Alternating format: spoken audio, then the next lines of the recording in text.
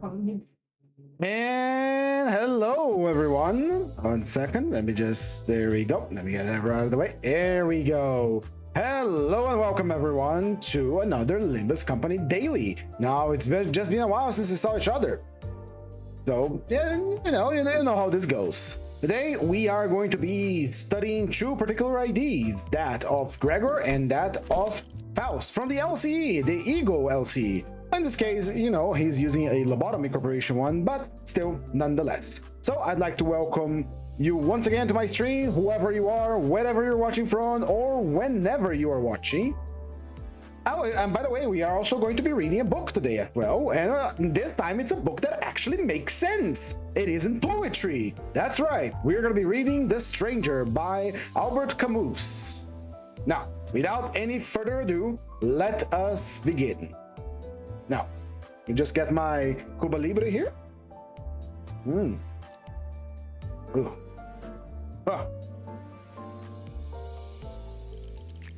Right. We're gonna start with Faust. We have already seen Faust before. Hello, Josette. How are you doing? We've ever seen Faust before? So it's pretty much a re-review, much like we did the Blood Fiends. We know what she does to an extent, but let's sit down and review her once again. LCE Ego, Order Blossom Star Faust, standing at 203 health, 3 to 7 speed, 59 defense level. It is fatal to pierce, but resistant to blunt. Got the Gregor Heinberg firm has charmed you enough to immediately make an analysis. It has a lovely I hope you enjoy it. I will! After all, he was pretty good on our Reflect Trial run today, and I never used him before. I was planning on using a Mersault ID today in honor the fact that we're starting his book, but as it is, we're going to be doing the LCE Survivors. Or we're going to do an achievement. I'm not sure which one is which. But anyway. So, she has a little bit lower defense level compared to other IDs. No problem. She possesses the sin of... Let me just write this down here. And you could say I was captivated by the big black beast that lives in the forest. The big black bird. So, she possesses the sins of sloth, pride, wrath, and a wrath enhanced. And her defensive skill is a evade, which I recall was very good, because it gains a lot of power if she has burn on self. Right. Her passive is fireproof. She cannot be staggered or fall below 1 HP due to burn damage. And Flame Moth with 3 on Wrath. Combat start if she's at missing 80% of her HP or less than 30% burn. The 30 burn, she gains up to 30 burn per encounter. So if she's at 20 HP, she immediately catches on fire. Got it. Turn end, she gains 1 offense level next turn for every 6 burn on self to a maximum of 5. That is 1 clash power and half of clash power there, kind of. 5 times 6, that's 30. So at 30 burn, we gain some offense level up. On that, activates the following. Inflicts true burn on all enemies. Inflicts burn on self between all enemies, max 3 per enemy. Gain 2 ego resources for the least owned ego resources. If this unit died to the ABS max attunement degraded corrosion skill, enhance the effect. She inflicts 3 burn on all enemies. Inflicts burn on self between all enemies, max 5. Gain 2 ego resources for the least owned ego resource. And if this unit had 30 plus burn, apply 3 offense level up to 1 ally that gets substituted in. So if she dies, she goes out in a blaze of glory, especially if she uses her enhanced form. Alright, got it. That's her active passive. As for her skills, we have Ignition, a 344 11 roller with a 61 offense level. At 10 plus burn, she deals more damage, gains 7 burn and 1 burn count on use, and on use, coin power for every 10 burn on self plus burn on target, maximum of 2. As per usual, we get that skill 1 is following the same formula as before, 11, 13, and then 15. So in this case, we need to burn the target and burn ourselves. So burning ourselves shouldn't be a problem because she's constantly on fire. She inflicts and gains burn with her attacks, and if she's at 10 plus burn, she inflicts additional burn. Skill 2, Go ABS activation. It's a 4-4-4-4, a 16 roller. Once again, 16 seems to be the baseline for skill 2s nowadays. It has 63 offense level, deals more damage if we are setting ourselves on fire, gain burn count on use, and gain coin power based on burn on self and burn on target, making this skill go from a 16 to a 19 and then to a 20, 20, 23, 23, yes. No, 23, yeah, 22, sorry.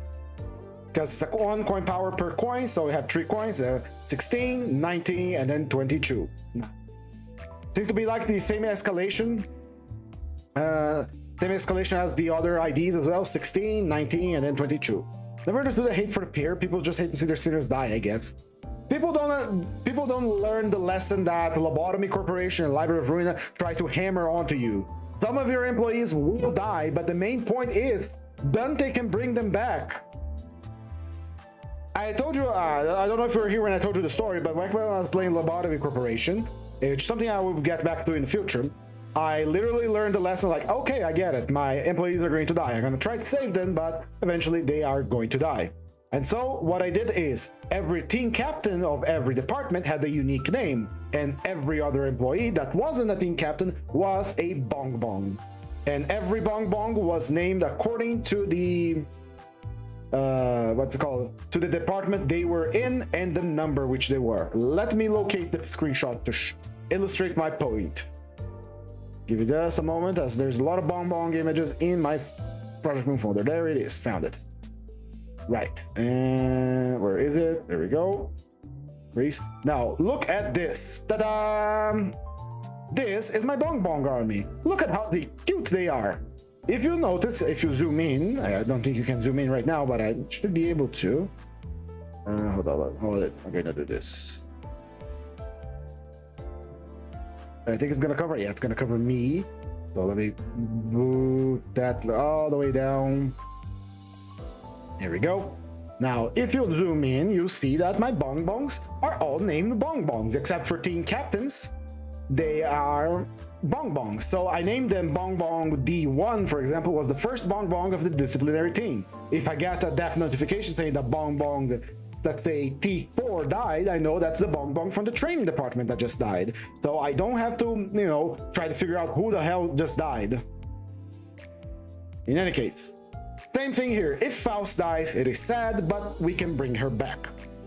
That's the entire point of Dante's ability to bring back the sinners. In any case, back to her. It's our 16, 19, 21, 22 escalation here. It inflicts some burn, and it inflicts 3 burn if you hit without cracking on the final one.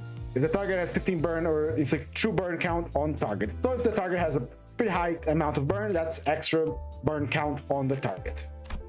Finally, we have Drawn by the Flame, followed by ABS Max Attunement Degraded Corrosion.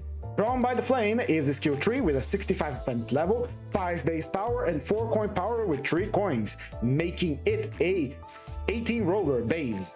It gains, on combat start, she gains 7 burn and 1 burn count.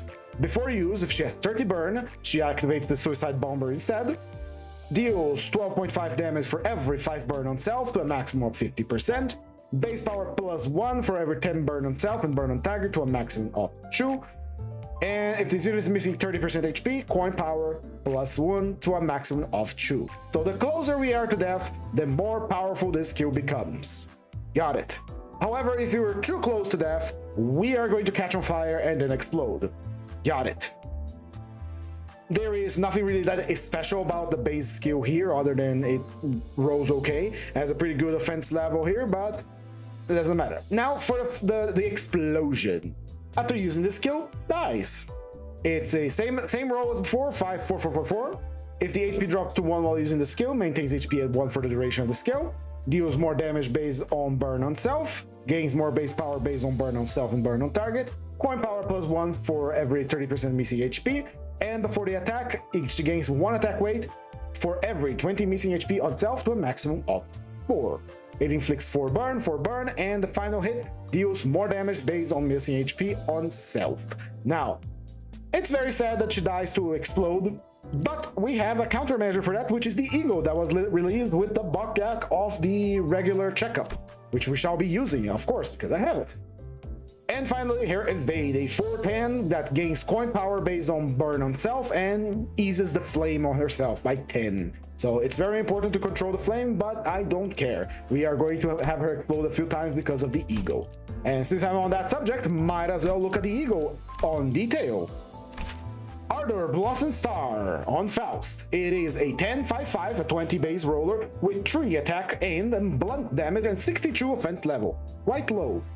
Before attack, gains final power for every 10 burn on all targets, plus burn on self. Maximum of 2. Attack end gains 10 burn and 1 burn count. Attack end at 15 burn on self gains wrath damage up next turn. Inflicts burn equal to wrath resonance divided by 2. Inflicts burn count equal to wrath resonance divided by 3, a maximum of 2. Current coin attack end at 15 burn on self, inflict 1 embers to all targets. Once per turn, in focus encounters departs. Now, embers. Has a max potency of 3, a max count of 6. If this unit has burn, lose 1 embers count when hit by a skill that inflicts burn potency, count, or unique burn. If this unit does not have burn, reset embers count to 6 when hit, independent of skills. At 0 ember count, activate the following effects. Activate burn on self once and lose 1 burn count. Lose 1 embers potency. If this unit has 1 plus remaining embers potency, reset embers count to 6. Much like Death Right for Rupture, this is a ticking time bomb that we can apply on someone, and it blasts 3 times. Every time we hit a target with a burn applying skill, it counts down. And once it counts down to 0, it pops burn and consumes 1 count. So it's quite powerful. I like a little tiny bomb. Her Corrosion, however, has more attack weight, negative skill coin, so not that good. Honestly, 17 base roll for a 63 offense level, even though it has a lot of AoE, is not very good. Before attack, gains final power for every 10 burn on target and self, gains 10 burn and 1 burn count on the end of the attack. At 25 burn on self, she gains 2 wrath damage up next turn. Attack, and if this unit has 50% HP, she heals SP for every 10 burn on self. Inflicts burn count equal to wrath resonance. Randomly inflicts 6 embers between targets once per turn, including targets that have maximum embers, but in focus encounters. So our Corrosion, although it has more AoE, it is mostly to spread more embers around. Very nice. So we have the base form with Awakening that implies, let's see here, if you're at 15 plus burn, we inflict 1 embers to all targets. Right, let me write that down. So Ardor Eagle 15 burn for embers, got it. And it has a passive. This effect immediately triggers after using the Eagle skill. Unlike other Eagle skills, which the passives only come in the next turn, this one applies right now, the very turn that is used. For every 10 burn on self, increase burn potency inflicted on enemies with this unit's base attack skill and coin effects by 1. Maximum of 2, excluding unique burn. When this unit uses ABS Max Attunement Degraded Corrosion skill, this unit does not die at the skill attack end. Instead, she heals 40% HP and gains 2 blunt damage and 1 wrath damage next turn, once per encounter. So we can suicide bomb once as long as we use the Ardor Blossom Star at least once. That is the Eagle we're gonna take in her key slot. It is competing with Fluid Attack, with Command Meltdown, but it is fitting for the character. And we're gonna take no other Eagle other than this. What does it take? Second victory at 9:37, and then my game crashed, so I have to do it again. Ooh, I'm so sorry. Right, and now let's take a proper look at Gregor. While I did kind of overview him on our Reflect trial, we didn't really give it enough attention, and I feel kind of sorry for not giving it enough attention. It is a baller of a ID. All right, standing at 274 HP, 1 to 4 speed, 65 defense level. He is fatal to blunt, but resistant against pierce. Let's see here. His passive, as we have seen before, is he has 2 passives that are passive, that require no activation. At turn start, he gains 1 lamp. External effects cannot change this unit's min and max speeds. When chaining skills, this unit can redirect the attack skills targeting to itself, regardless of speed. Focused encounters only, meaning unfocused encounters are still going to be the bane of our existence. When gaining haste, gain 1 clash power up instead, once per turn. Once the above effect activates, cannot gain haste for the rest of the turn. Got it. Let me just... Faust, there we go. Right, what is Lamb? Lamb is a bonus, a buff that has a max attack of 8. He gains 1 bind the next turn for every true stack to a maximum of 4. Turn end, at the max stack, if there are enemies on the field, consume all stacks to activate the following effects next turn. Gain 10 aggro to the leftmost slot, inflicts 3 dazzle to the enemy with the most current HP. Interesting, so it's a forced redirection. I know how it works, I played LobCorp, I know how Big Bird works. Eagle Gear Proficiency Manual. Turn start, gains 1 defense level up for every ally wearing Eagle Gears. Maximum of 3, and when an ally dies, he gains 2 pierce damage up next turn, once per turn. We could bring more allies wearing Eagle Gear, but yeah, we're gonna stick to this. Maybe in the future, we'll do like a full Eagle Gear run, but right now, we're gonna go with LCE survivors. Eyes, bright like lamps, the True Gloom Resonance. Combat start, he gains 1 lamp for every True Gloom Resonance, so let me mark this down here for Gregor. Fishing for Gloom Resonance. Right. Gains 1 lamp for every True Gloom Resonance, maximum of 3. Combat start, if an enemy has Dazzle, he heals SP. What is Dazzle? For everyone, Sinking plus Burn take 0.5 damage from base attack skills, maximum of 10%. SP units change their panic type to Dazzle. Non-SP units gain defense level -2. Turn end, lose 1 stack. This effect is not cumulative, inflicting it will replace the current value with the inflicted value. Apply the non-SP units conditional to certain enemies that have SP but can change their panic types. Dazzle panic type effects. Low morale, turn end, gain 1 bind and 2 offense level down next turn. Panic turn end, gains 1 bind and 4 offense level down next turn. It is not a crazy panic change, but hey, it's a pretty nice reduction of offense level down. In any case, turn end, apply Guardians of the Forest next turn to the ally with the earliest deployment order among those that do not fit the following conditions. Is this unit? Is an ally that has Guardians of the Forest? Or is an ally that cannot USP due to conditions such as panic or corrosion? Now, what is Guardians of the Forest? We don't know. Let's find out. Before attack, activate the following effect. Plus coin skills, heal 4 SP. If already max SP, you gain true offense level up next turn. Minus coin skills, lose 8 SP. This effect cannot reduce the unit's SP below 40%, and lose this effect at before the attack. Got it. So in short, it is a nice little SP heal that we can apply. The most important thing about this passive right now is that we are fishing for Gloom Resonance, which is strange because Faust does not have Gloom, but then again, it's a strange thing I'm deploying anyway. On to skill 1.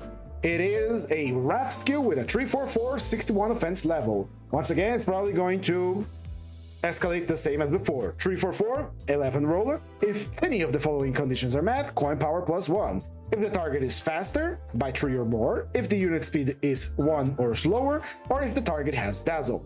If the target has 6 sinking plus burn, coin power +1, and he gains 1 bind next turn. So we have 2 different conditionals for our power up for escalation of power, which is enemy is faster than me by 3, or I am at 1 speed, and the target has 6 sum of sinking and burn on self. That way, if we meet both conditions, we are escalating from 11, 13, and then 15. Gains burn, inflicts burn, and sinking. Very nice. Skill 2, destroy the visible with the invisible. Roll, fight the power. That's the only thing I could think about. It's a 3 skill with a 62 offense level. 3 makes this a 15 roller base. If none of the conditions are met, he gains true clash power. Now, no longer coin power, but clash power. So if the target speed is faster, if the speed is my speed is 1 or slower, or if the target has Dazzle. If the target has 6 sinking plus burn, then he gains coin power +1. And since this is a 4 coin attack, that 1 coin power is pretty powerful. So 3, 9, 12, 15, and this can, with just the burn and sinking, we can elevate this to a 19 roller if my math is not incorrect. So 4, 4, 8, 8, 8, 16 plus 3, that's it. That goes to a 19 roller. I have seen skill 2 roll higher than that, but he does gain a pretty good amount of clash power by a simple condition, so pretty good.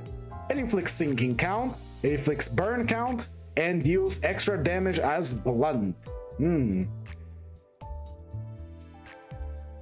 Wait, what? Deals 30% of this coin's final damage, blunt damage. All right, so the first 2 hits do extra damage. That's pretty cool. That's pretty nice. Skill tree, salvation for those enchanted by the lamp. It's a 5-4-4-4. 4-4-4 makes this a 12 roller, then +5, that is a 17 roller. Of course, skill trees tend to escalate farther than that, so if any of the following conditions are met, coin power +1 and deals 40% more damage. Wow. With an extra coin power, this attack becomes a 20 roller. If the target has some of sinking burn higher than 6, that's another coin power, turning this into a 23 roller. If the target has dazzle, convert all coins to the skill to unbreakable coins and gains 3 clash power. Attack end, if the target is defeated or if it has 3 dazzle, gain 1+ coin boost next turn. Oh my! That is power, that is strength right there. I like that. So if you kill someone with a skill tree, or if the person has 3 dazzle, that's extra point power for every attack that we use. That is amazing. On the hit, it inflicts burn and sinking, burn and sinking. First one 6 count, he's more focused on sinking than burn from the looks of it. If the target core has 25 or less HP, or if the target has dazzle, he deals extra damage. And on the hit of the final coin, if the target has dazzle, he deals extra gloom damage equal to 80% of the coin's final damage. So it is following the team that Hohenheim wasn't exactly on the same level as Callisto, but he was still able to do good damage and clash against him. If you recall that fight, he has, by levels, he's much lower level than Callisto, but because of his equipment, he was able to offset his weaknesses, which is par for the course for Eagle Gear. Finally, we have his defense skill. It's a clashable guard with 3 base power, 10 coin power, and 65 offense level, same as his. So it doesn't matter if you use it or not, but this one reduces damage and it is unbreakable. Combat start, he gains lamp up to 8 stack. For every stack gain, take HP damage equal to 1% of max HP. This effect does not reduce this unit below 1. Turn end, apply 1 haste next turn to bind on self divided by 2 other allies with the slowest speed, once per turn. Alright, so let me see. So if he has lots of bind on self, he can apply haste to every other ally, and by using this he can get up to 8 stacks of lamp, which is, you know, to gain bind, lots of bind. So if you use this twice, we can get the bind necessary, and then in the next turn we can apply haste to our allies, but at the cost of 80% of our health. Understood. I think we have a good solid grasp on how he works now. We're going to be fishing for Gloom Resonance and focusing our big attack against dazzle enemies or the units that are faster. If the unit is dazzle, that is even better. And if the unit is defeated with our skill tree, we gain a sizable buff of power. Alright, so I forgot to write down his sins, so hold on. Gregor. We have Wrath, Gloom, and Pride with a Gloom Clash block. Alright. One thing that is to note that we gain, hold on here, we gain Lamp for Gloom Resonance, but if we use our defense skill, which is Gloom Resonance, we will not be getting anything out of this because we already get the maximum amount of Lamp by using what's it called, by using our skill here. So if you use our block, we already get max stats of lamp, but we take massive damage. If we do a Gloom Resonance, we get the stacks of lamp for free, and we already gain 1 stack of lamp every turn, so that's pretty good. For Eagles, since he's fighting together with Faust, we have Burn, and we have Sinking, we have Sloth, Pride, Wrath, Gloom, Pride. I think he's Sinking. I'm gonna be taking Sullen Lament and Bygone Days and Guardian of Thorns because it's a nice little healing. Brilliant Glory actually might be pretty good for him. I am not sure what Brilliant Glory does to these days. Welcome Mijamiera, welcome back to the stream. This might be our strongest warrior literacy within the PM community. Hoping he's back. Thank you, I am honored. Anyway, Brilliant Glory Flowing. When it's the first time in battle, consume 1 fear Wrath, 2 fear Sloth, and 1 fear Pride. We do have Sloth from Faust, so we can use this. At 1 plus Man's Covered, I can Umbrella Glory Incandescent instead. The skill does not hit an enemy, does not trigger defense skills, and extra can trigger the skill to be reused. Gain 1 Man's Covered, heal 25 SP, and gain true offense level up and 1 damage up next turn. I like that. Plus coin boost, Sullen Lament. Yes. Yes. Anyway. Unbleeding Glory Incandescence, unclashable. External effects cannot trigger the skill to be reused. At 40 plus mana in Scabbard becomes clashable. On use at 40 mana in Scabbard until the skill ends, this unit cannot be staggered from taking damage and gains clash power plus 20. Alright, alright. Alright, before attack, consume all mana in Scabbard and gain the following effects for all of them rounded down. For every stack consumed, recuperate 1 rigor resource in following order. For every stack consumed, divided by 10, gain 1 attack weight, maximum of 10, maximum of 4, sorry. For every stack consumed, divided by 10, gain defense level up, once per turn. And for the stack was consumed, the 4th coin deals double damage, and this unit gains true protection once per turn. Per attack, deals 5% more damage for every 8 burn and tremor on the main target. Attack end, heal 5 SP for every target that was staggered or killed with this skill's damage. Attack end, gain another man in Scabbard. If this unit skill did not consume 40 mana in Scabbard, leftmost skill slot on the dashboard gains 4 aggro next turn. Unbreakable, reuse this coin, mana the Scabbard stack consumed divided by 10, -1 times 3 times max. Yeah, 3 times skill. If this coin isn't cracked, and if it targets 3 plus enemies, the final coin to be used deals 20% more damage. For focus encounters, each part counts as 1 target. That's another extra damage if you use it at max power. If it's burn, tremor, if this final coin in the target has 15 tremor potency, trigger tremor burst. They reduce the target tremor by 1. If the coin was used 4 times, deals slot damage equal to the tremor. So while it does some burn here, that has some burn, it's mostly for tremor. Got it. And the corrosion, I'm not even gonna bother with the corrosion. What is Man in the Scabbard, however? It is a buff. We gain, has a maximum stack of 40. For every stack divided by 8, he gains aggro, max 5, rounded down, effects on the leftmost skill slot on the dashboard. For every stack divided by 20, gains 1 protection, gains 10 stacks at turn end, can gain up to 20 stacks per turn. And how do we gain these stacks? Gain Man in the Scabbard when meeting one of the following conditions. Gain 1 from every 3 HP damage taken. Gain 1 for every shield HP damage taken. Gain 10 per staggered ally when other allies become staggered. Gain 20 per dead ally when other allies are killed. Turn start, if this unit is staggered due to damage and this unit has 40 mana in Scabbard, fix all of these units' resist values to true for the turn and recover from stagger once per turn, excluding forced staggers. Alright, so if we have 40 stacks of this, we cannot be staggered, but we still take double damage. We gain 10 stacks of this per turn.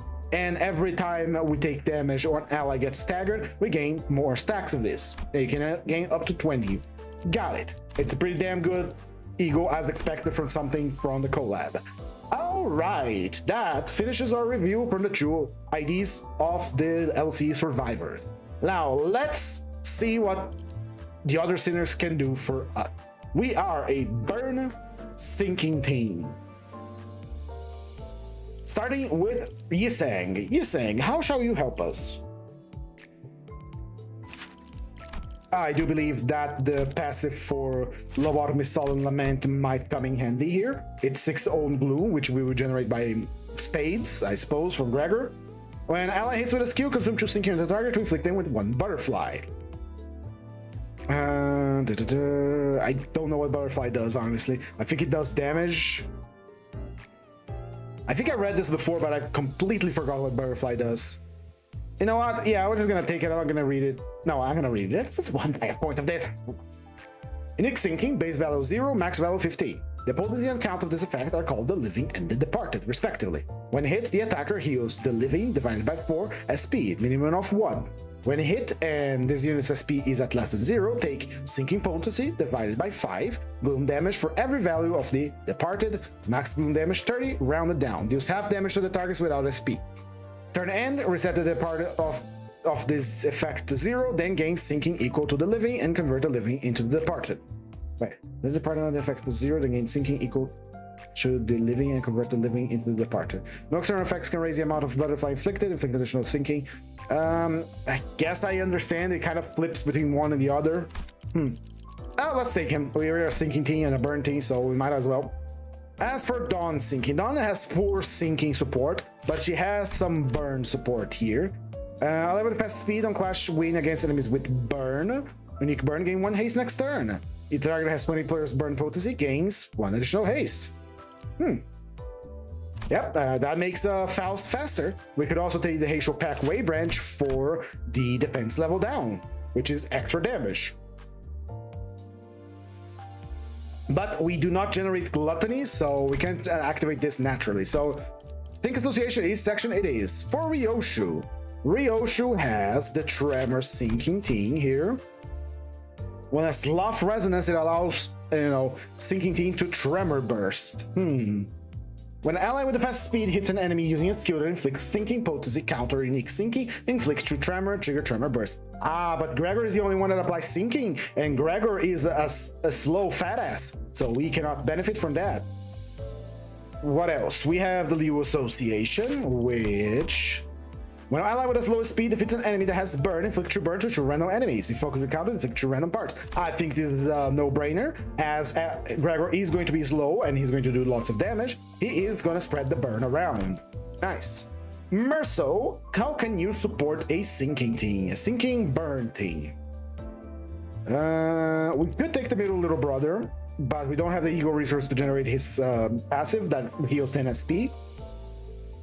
We have the Liu Association subsection 6. With the slowest speed, inflicts +1 burn. No, it's lust. We don't generate lust. Curious how they continue to make such wonderful and fun sinking IDs, but putting them together is so boring.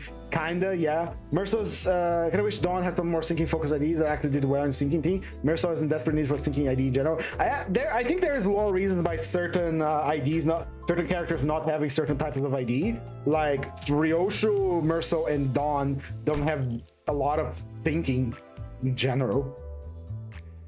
So this one here is for lust. We don't generate lust. We have Lobotomy Ego, which is for Pierce. Ally Pierce base attack skill, and I said ally his HP is 2% and tell who's in the attack. 2 times turn count. For the starting all base attack skill on allied skill slots are Pierce skill. All allies heal 10 speed per turn. If all base attack skills compete on allied skill slots are Pierce skills, all allies heal 10. That would be good if we were using a full Pierce team, but as we are right now, we are Blunt and Pierce.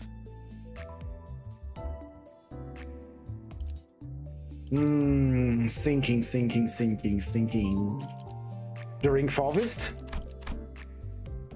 When ally with a fast speed on hit, inflict defense level down for 2 types of negative effects on target. Pride Lust. I'll take it for the defense level down. Verso just got his ring ID that's sinking. Granted, it's not incredible sinking, but still, yeah.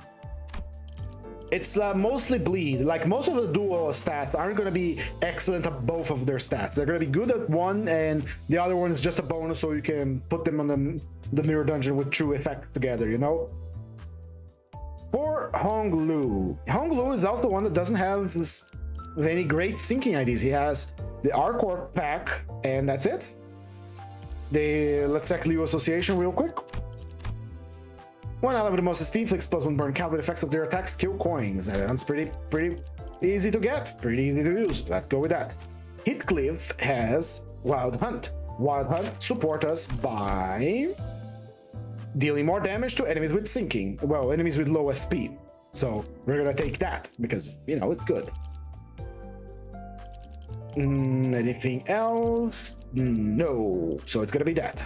And it's a Gloom Resonance, and we have Gloom coming from Gregor, and we're planning on using a lot of that. So for Ishmael, hoping the Twinning Threads bucket can give Sinclair an ID for the other generic ring grunt enemy that the bird. I mean, Sinclair is the bird. Yeah, I didn't even think about the bucket. I kind of forgot that he didn't have voices on this one. Liu Association Ishmael provides us with more blunt damage for every 3 burn count on target, but it is for the slowest ally, and the slowest ally will be Gregor, and Gregor is all about Pierce. What an unfortunate combo here. Right, we also have Sinking, which is Edgar Family Butter. Edgar Family Butler, not Butter. When an ally with a fast speed tracks the target that has sinking, deals 1% damage for every sinking on target. So it's a little extra damage for Faust. Imagine Spring Cultivation Bokgak. I also forgot that that one didn't have voice. Huh. Rodion. Rodion, you are likely to stay as base Rodion, for your gambler skill is still very good. But let's take a check the ring fallbist real quick. Apply the following effects to the entity with the earliest deployment. If lost resonance is an odd number, inflict one more bleeding. If lost resonance is an even number, more sinking. Instead ally from a ring, we can't use that. We can't use it. We don't have lust for the resonance. Unfortunate. Leo Association. One ally with less speed deals 50% more damage for every 6 burn potency on target on hit. Maximum 50. This one benefits Gregor, but it's gonna be random, I believe. I'm generally curious on how we're gonna get for the Spring Cultivation Bucket. It's gonna be this image again, because we are getting the what they call the Bokyak for Spring Cultivation. This image is going to show up again. Let me put it on string here. It's literally going to be this again. But why it's mirrored? Oh. Flip, hold it on, there you go. It's literally going to be this again. We went out of H Corp for the House of Spiders, so we're going to N Corp now, and we are coming back. H Corp home.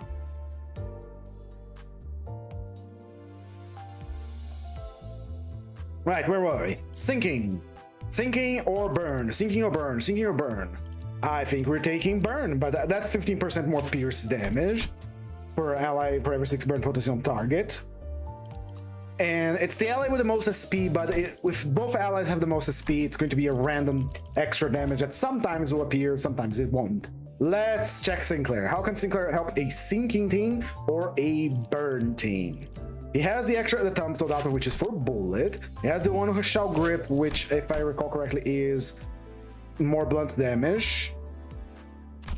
He has down off with Sinclair, which is 100% of the hits. If they can burn count, 4 times return. Yep, I think we're gonna take that instead of the Maracas.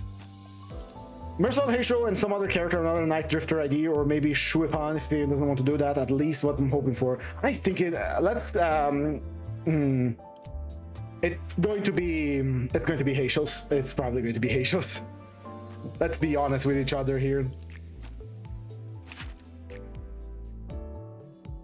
It's because Lord Lu, oh, hold on. If you go here to Lord Lu, real quick. Leisure holder of all Heisho. It has a max stack of 11. So get ready. It's gonna be Heisho. I don't mind. I want to feel the full team of Heishos. So anyway. Back to building our team. Altis. If I recall correctly, Clash Power ally has most SP when clashing against targets that have less than 25 SP. Plus Clash Power isn't that good right now. Maybe on Extreme Dungeons, so who could be help here? Burn, burn, burn, burn, burn, burn. She has only Lobotomy Magic Bullet, which gives us more damage with Ego skills.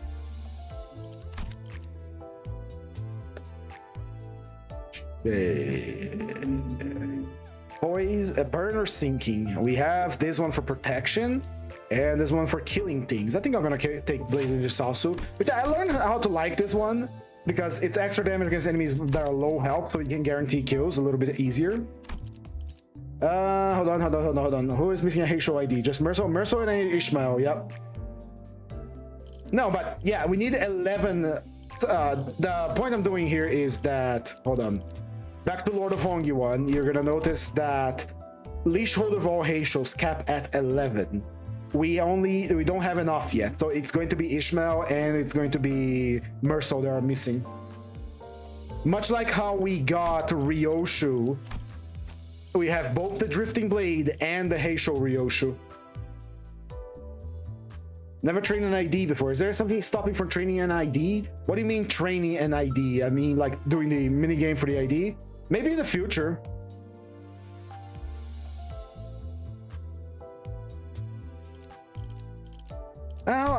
It depends on the aura of the Heishos that we get, honestly. I don't mind the Heishos. I already made my position of them very clear, so I don't mind them at all.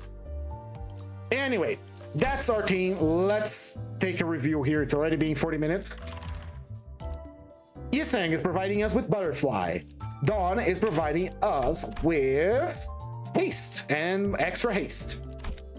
Liu Association Ryoshu is providing us with burn, spread, and kill. The Fulvis Ring Student Merso is providing us with defense level downs for the enemy with the ally with the fast speed.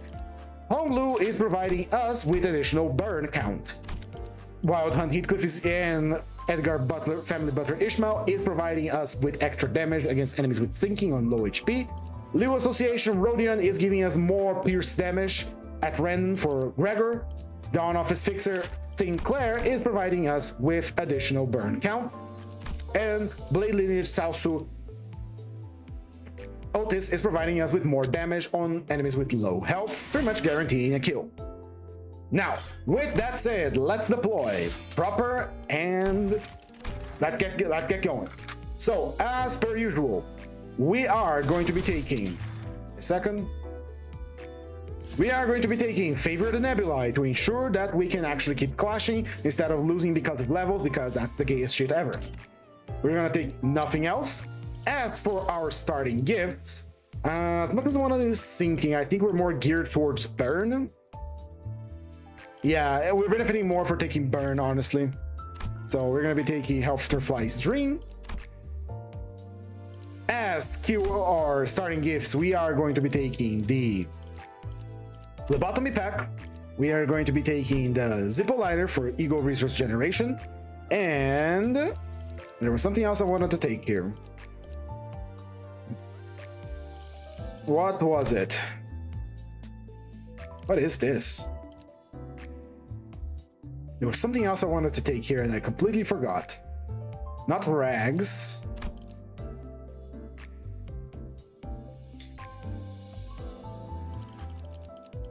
What was the thing I wanted to take? Fine. We'll just take painkillers in case someone gets staggered. There we go. I don't like hate shows, just they were a bit too quickly. Having all show up in the same season, the team was quite boring to play for me. That's just personal preference. Doesn't make it more versatile too. Yeah, I understand you. And especially because they did repeats. Again, I mentioned that before, that the only sin they have is that they were repeated. Welcome, Dennis Canelli. How are you doing? All right, here we go. So we got some healings, we got some protection on stagger, and we got ego generation. Let's deploy and enjoy ourselves. As a reminder, after the Mirror Dungeon is done, we are going to be reading The Stranger by Camus. It is a page for every combat node completed. So let's see where we're going. Let me just get a drink of water. Gotta drink water in between my drinks of Cuba Libris.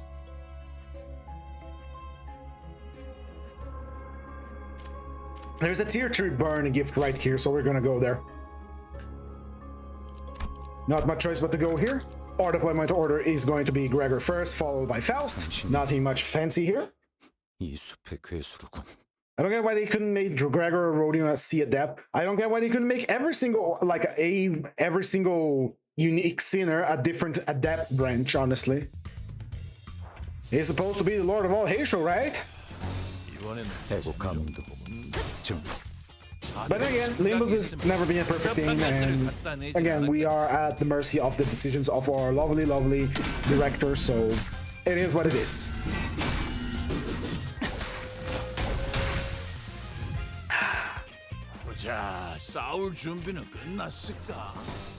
If anything, for the spring cultivation, it's likely that we are going to get the Sea Adept, you know, because they were the ones that attacked the Shishun.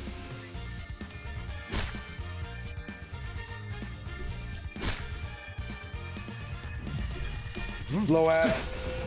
I think the stagger threshold is really low. Like really far away from his thing. He's a tank character, so. Oh, I am getting slower. I am getting so slow. Oh, so slow. Yeah, fair, but if they were all that, because you guys got him now, autism, I love that idea. It's a fun idea, but yeah, we need some foot soldiers, but the problem is, let's consider the following. If this was a different gacha game, say, I don't know, Arc Knights or whatever. I don't play Arc Knight, so forgive me if I'm slandering your favorite game here or not. So, imagine this was Arc Knight. with Arc-Knights, as far as I'm concerned, you have multiple characters, right? So we are playing Limbus Knights here. Instead of getting the 12 sinners, we get just a different Mao ID, Mao character for every branch, and a bunch of foot soldiers as well. So you have this army of characters from the Heishos that we can use.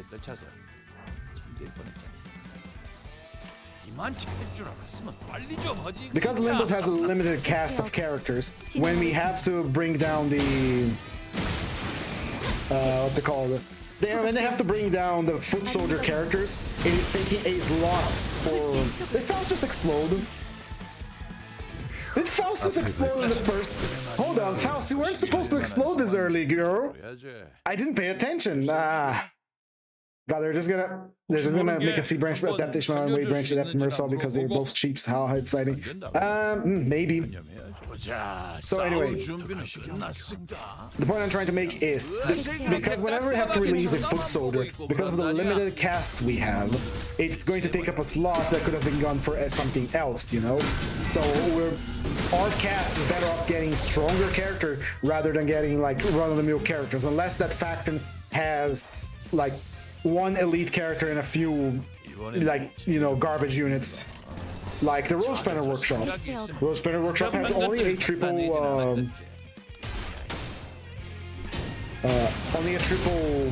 OID, while the rest is double O's.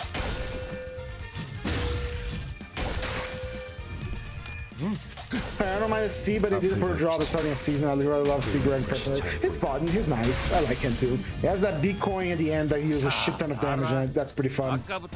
Ah, I see why she exploded. I used the skill tree far too much.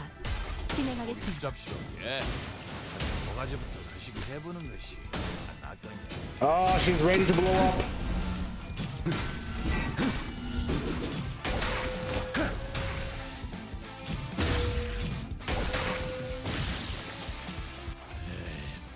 All right, let's have the girl have some fun. Go blow up. Again, I understand why a lot of people don't like the Heishos. I don't mind it. I think their aesthetics are cool. The only thing that I will say that they did a mistake doing was the fact that we didn't get a unique pack for every sinner, but we got repeat. I don't mind if all of them weren't adept, but at least give us, you know, multiple packs so we can see the Hongyuan petting zoo all in full power.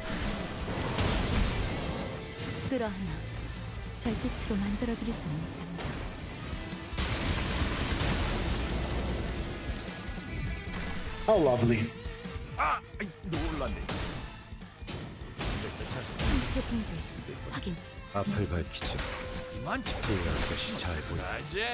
Would love a GMO ID. I don't think a GMO ID would have worked, buddy.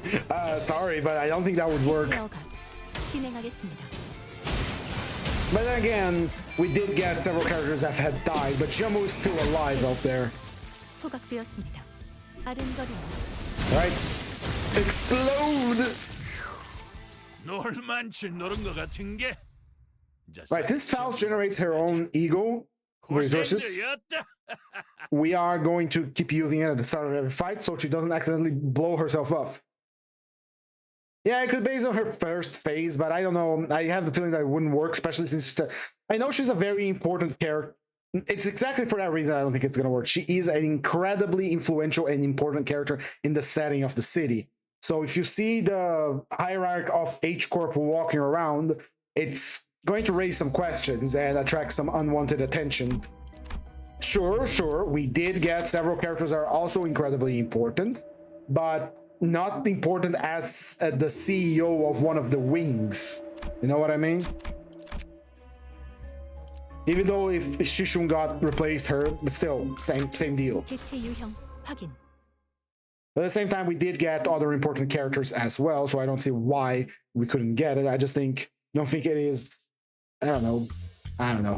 We'll find the same problem that we have with the Heishos, honestly. It's far too many IDs for this for Hongyuan, you know? I guess that was another mistake that we had on Season 8, which was in Kanto 8, were too many IDs from Hongyuan. instead of other side factions, you know.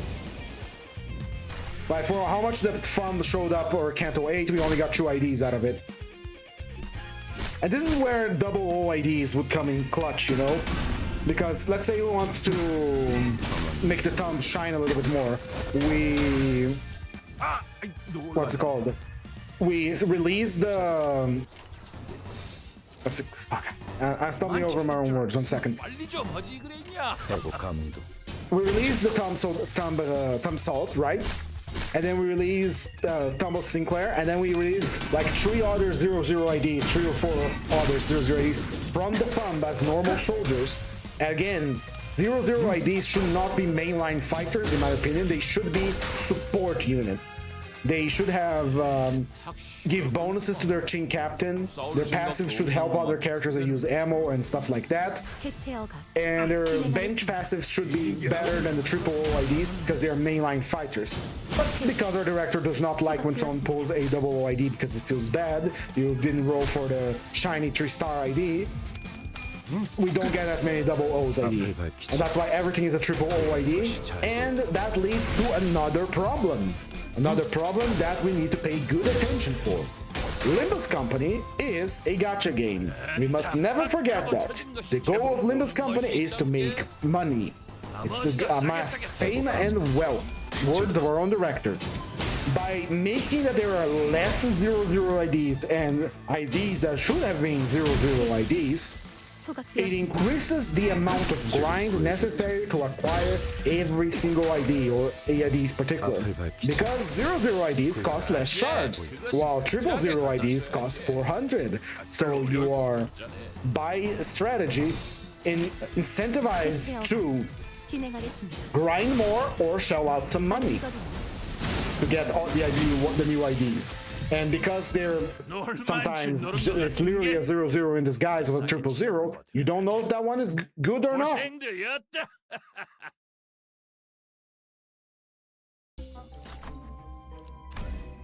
It is not just, oh, it feels bad when you pull on a 00 ID instead of a triple ID. It is a deliberate strategy to make more money. Let's not be funny here. It's the same thing. Tell me, how many of you play Helldivers? Helldivers is a good game. It's a fun game. They had some troubles here and there, sure, but it's a good game. Now, everyone says Helldivers is so nice, it's good, but Helldivers is a paid game, right? You pay to access the game, right? So, why the hell are the war bonds why is there a premium currency in the game that I already bought? But hey, no, G4, hold on, now the G4, you can farm for super credits, you can get everything for free. Sure, yeah. Do you know how many hours I spent farming credits for a single war bond? A lot of them, because the RNG dropped. So the fact that you can grind for war bonds does not immediately mean the game is good or the game is so generous or whatever. It is a strategy to incentivize you to buy super credits, because you are going to start farming super credits, and unless you have all the time free in the world and the patience to do so, you're gonna open up a box like one of those drop pods or a bunker. You're gonna pick up a super credit and see, oh boy, 10 super credits. Oh nice. How many do I need for a warband? 1,000. I don't have the time for that, nor the patience. I'm not going to do this, so I'm just going to buy super credits.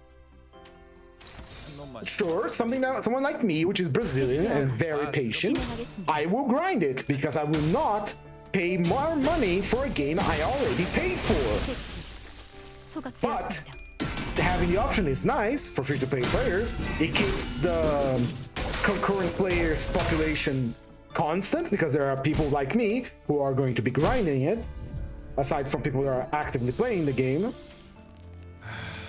And so it is a strategy to make more money. I'm not sure if the director's intent was the same, although I would not call him like what they call a innocent saint that can do no wrong. He has done plenty of wrong before, as we've seen by Mouse. But having everything be as cats are doing something evil in the back there. Having every single ID be a 000, it is another. It might not be his intention, but it has become a strategy to increase the amount of grind. So it keeps people playing the game because it's a live service game and it lives and dies by its player numbers. Even though the story is fantastic, now with every ID, even the ones that are not as good, being 000 IDs, you need 400 shards to open it, so you're better off just rolling the gacha. Unlike me, who has every single one, but I do have 2,000 hours in this game, nearing 3,000. Now, I want 000 IDs, not because like I want to inflate the number of IDs or something like that. I want because they are an opportunity to expand on the lore of the setting by having the sinners be chain generic, the grade 5 fixer who works at the bumfuck office, and we get to learn a little bit more how fixers with guns work, you know? 000 ID soon trust that. Not gonna happen. Remember, it's using the Kabbalistic system, so we can't go higher than that. I know a fair bit about predatory tactics because I played a lot of free-to-play games. I, as a child, played a lot of stuff on LAN houses. My money didn't go to games. My money went to pay for hours on a LAN house. Now, if you're not aware what a LAN house here is in Brazil, it's essentially a cyber cafe without the cafe part. You pay for an hour on the computer. It's a mid-range computer with a few games installed, but if you don't have a computer at home, you had no other option. Cereal is soup. Nothing else can be said about it. I don't eat cereal, brother. I have no opinion on the matter. Cereal is pure poison. It's sugar and carbs. It's horrible. I say this drinking Cuba Libre, which is literally just rum and Coke.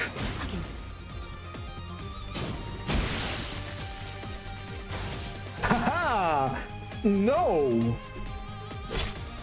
Fuck off, bot. Available dioxide key. No, available dioxide, a K-pop. Sure, yeah, I guess. Again, I don't eat cereal. Though, look at that, I love that. I love the way he flinged the hammer around, man. That is such cool animation.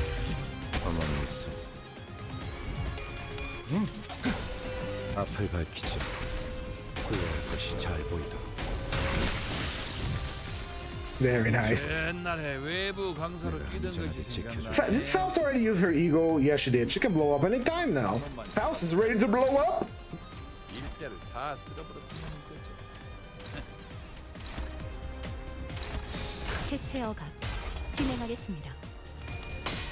Anyway, enough about predatory tactics. I just want more 0-0s because I want more lore. That's the only reason I want them. And it's cool to have like a support team. It makes for solo runs and duo runs a lot more fun, and playing with a team by having a team captain elevate the team by just existing would be fun as fuck. Alright, Faust, are you ready to blow up? Are you ready? You get to blow up once per fight. So, go!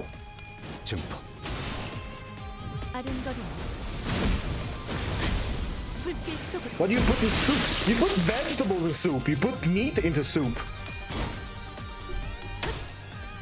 Bread is just like an extra, and it's good, sure, but it's an extra. Fixtures with APN approach to IDs, just giving me characters with the IDs and movies but stuck. I don't think they have that connected though. Probably not.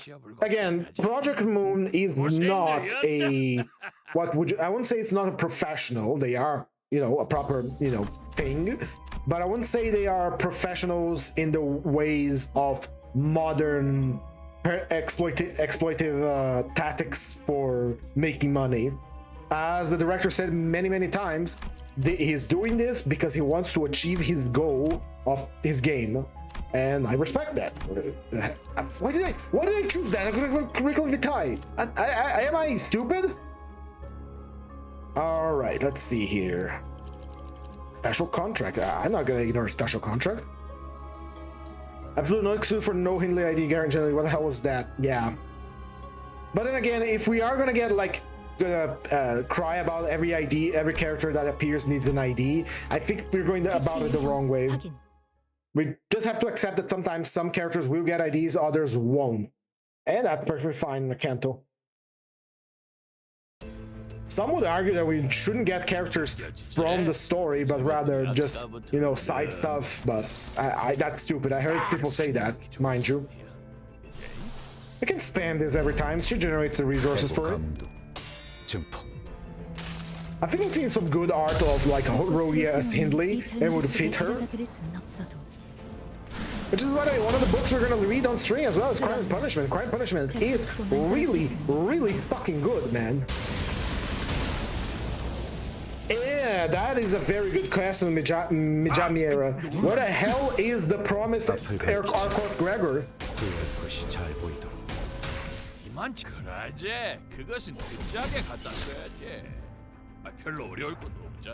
We were promised the Arcourt Gregor from the beginning of the game. Where is it?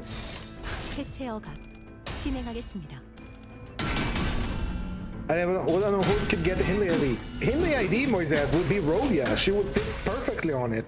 Given what I know from Crime and Punishment, it would be the perfect fit. Just like how she's getting the Valentina ID if it ever comes out.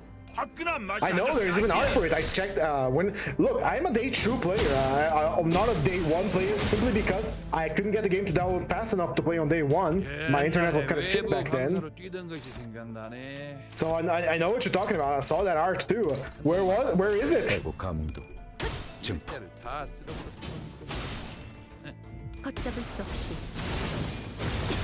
We can also tell that the shift of the game focus a lot for. This is something we always come back to, is the balancing of characters and enemies and IDs, because we can see by clearly as day on Kanto 3 how much inspiration our director took from Darkest Dungeon, not just for the enemies but for how the kits are made, with debuffs and buffs in general.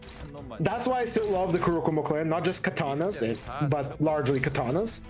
The fact that they have very good debuffs, so you can juggle them around rather than hyper-focus on stacking as much bleed on the character as possible. I would absolutely love if it was a little bit more Darkest Dungeon on upcoming. I think I want everyone just want like the important characters to plug together. That's not often, but no character is true. But there are noteworthy exceptions.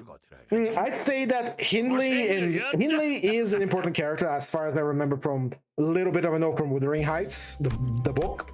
So he's an important character to deserve a ID.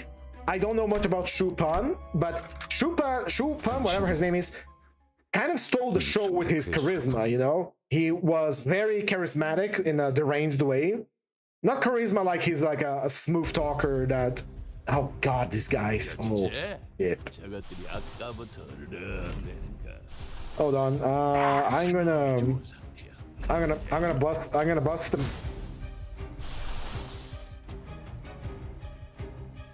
I don't have AoEs on Gregor. Oops. Anyway, Chopin kind of stole the show with his charisma when he with a laugh, the voice actor, so people naturally flock towards him and they want an ID for him right now. But yeah, I'd have to read the book, and that's Honglu's book, and there's a lot of books to go there to really understand more about the character. But yeah, I can see why people want an ID of him. But I feel like there's this problem where every time a character is introduced, people will want an ID of that. And I think that gets a little tiresome, honestly. Oh, the butlers are hurt so much, man! 777 모독이 뭐하고 있냐? 해고 감독 증폭 이런 거시기 하면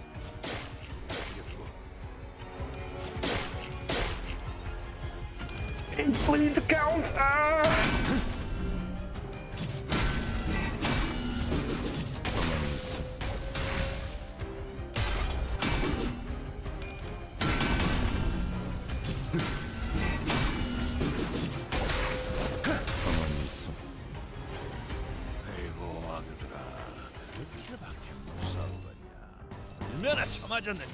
I don't really like Shupen. Honestly, it's a fun character. I'm not crazy about it like others. We had a fun boss, and he was looking for the true parts. Looking for she, whatever the fucking shooter ID. Everyone died. I hate these guys. I hate the butlers. Yeah, I don't want Bloop Shito IDs as well. That's why I say it's a bit of a problem with the fans, is that they clearly have a plan for which IDs are going to be selected. That's why we didn't get Dongrang, you know. Can this be used? Yes, this can. But it is hopeless. Interesting.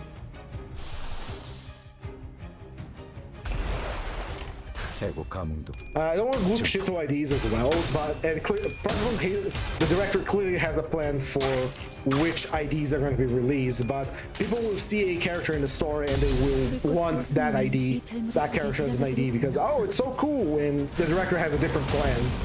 And I guess that's the reason why we didn't get Farm Watch ID, you know? I think the ocean is a soup and has salt, vegetable, meat, so it's a soup, very cold, rough soup. I think I know there are cold soups, but I think one of the requirements for soup to be soup is soup to be hot, for you to cook the contents of the soup.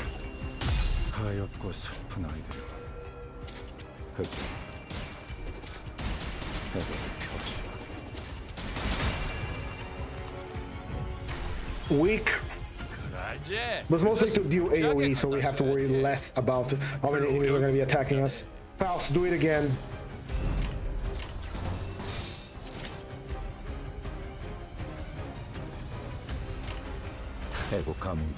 Okay, but what if Super left was shoe? Okay, but this thing is not from how much it is related to Limbus. Was made into cold soup. Yeah, it's a difficult topic. Oh, really, we can speculate about it all we want about it. Like, why didn't we get a Farm Watch ID? Why didn't we get a Hindley ID? Why didn't we get a Strupan ID? But at the end of the day, the only one that have any answers about that would be our director. And I don't think he's talking. The reason we didn't get a Dongrang is because he's a horrible person in South Korea. Buddy, we have the nurse fathers as IDs. We have horrible person.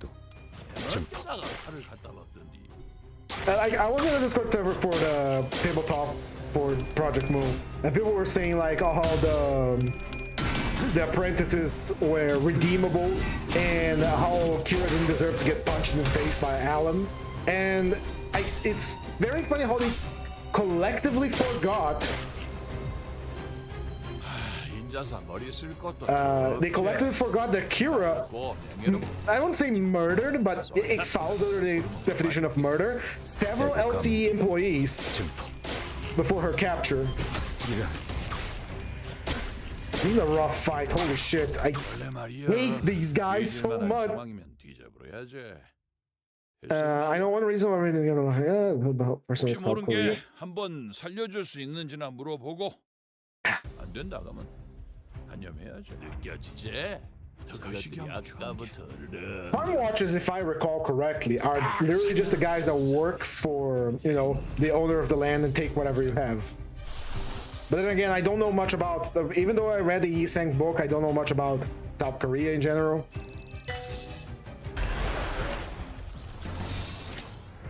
See how this goes.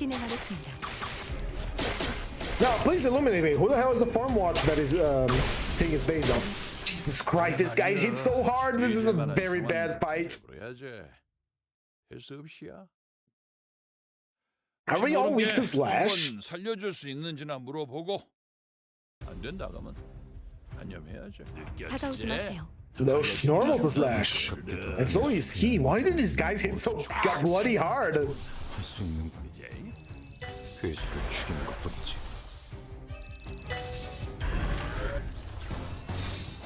해고 감도 증폭.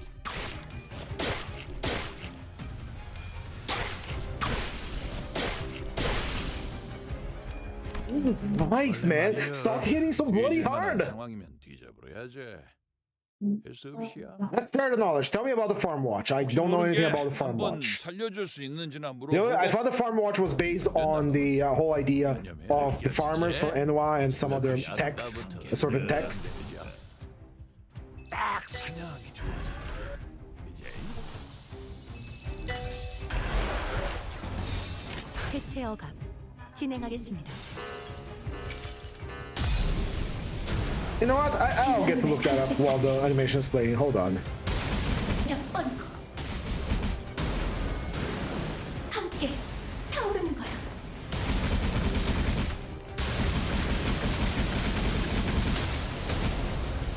Ah, that's good. That's good damage.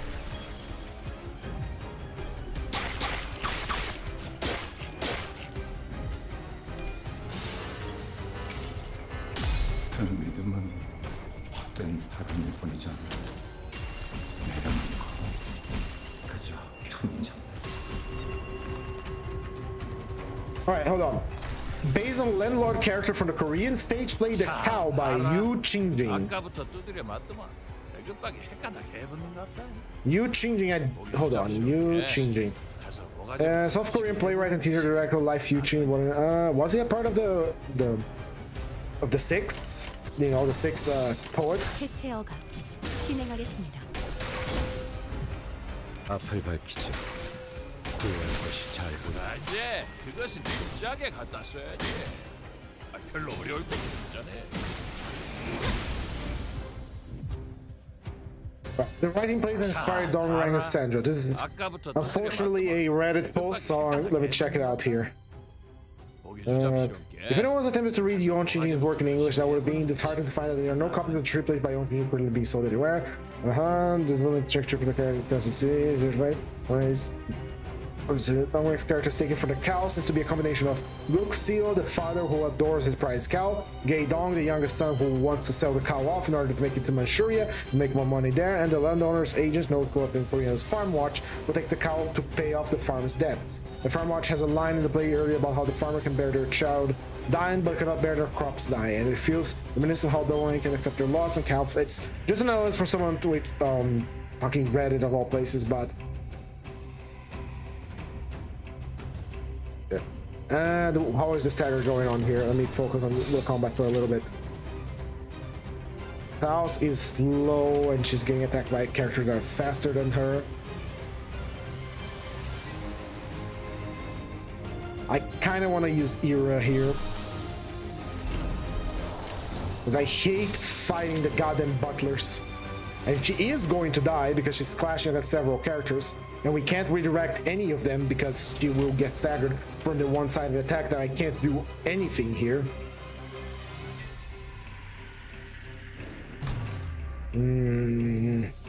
Fine.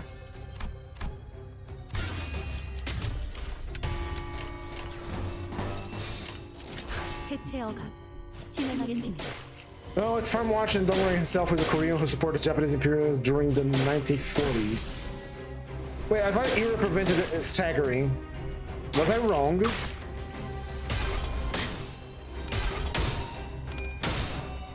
No, I was correct. Farm Watch, and Dongwon himself was a Korean who supported Japanese imperialism during like the 1940s.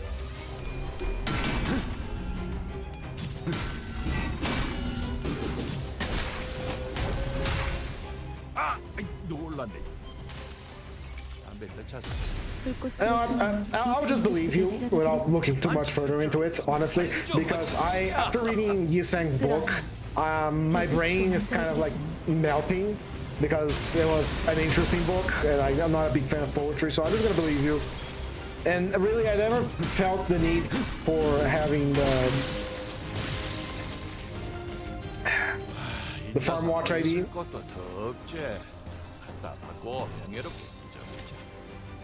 Faust is gonna get hit again. I hate the butlers, man. Hate them all. 해체 억압 진행하겠습니다. Dagger, that followed by death.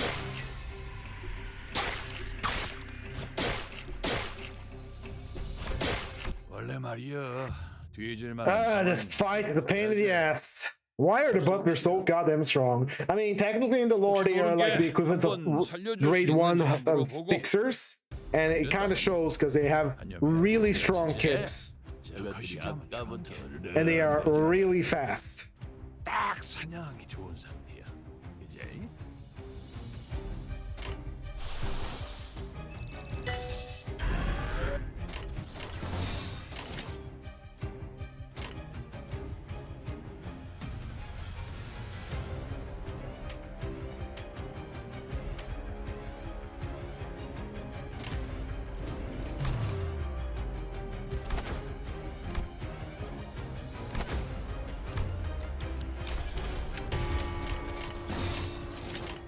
해고 감도 But you know, not a great look for the audience for mostly Korean players. But yeah, the guys don't want to pull for this character, but he's only an actual guy with a shitty beliefs. 빌런님을 다룰 때까지 몇 번이고.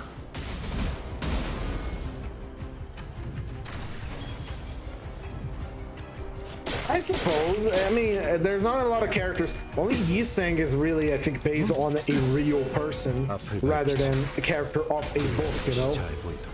So, I kind of see your point there. 그 짝에 갖다 써야 But I really don't know enough to make a judgment call.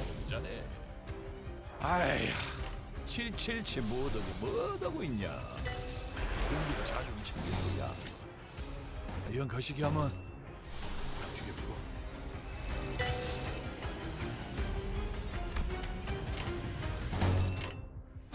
해고 감도 증폭.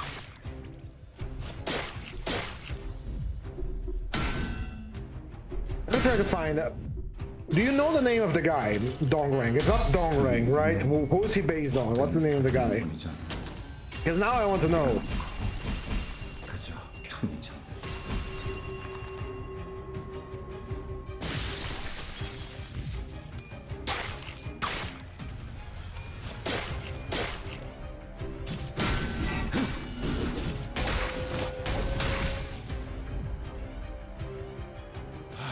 인자사 머리 쓸 것도 더 없지. 갖다 갖고 명예롭게 잊어버리자. 쏠자 터져. Oh, Pingjin. Oh, wasn't that? I think I just said it. He's a guy based off the cow, right? Hold on. Yo Chingjin. Is there a Wikipedia article of him? I see him now. All right. Biography, works in translation, work in Korean, awards, references. Let's see. Biography. Yu was born in South Joseon Province. He published at least 10 volumes of poetry. The poet collaborated with occupation forces during Japanese colonial years. The poet collaborated with the occupation forces during Japanese colonial years. A plaza with a bust of the poet and 5 monuments described the poem he wrote were dedicated to the poet's tomb in Bangri. He attended Toyoyama Middle School in Japan for 4 years. Then he returned to Korea to graduate as Dongrea. He entered the humanities division in Yonsei College, but withdrew after a year. He managed to Cautery Journal of Psychology. It's not no that one I'm gonna have the degree in part. He's not based on Dongrang is not based off the character. He's based off the work, the cow, as far as I understand here. And then there's the whole aspect of separate the art from the artist, which I guess it's not what's happening for the Koreans. So who knows? 해고 감도 증폭.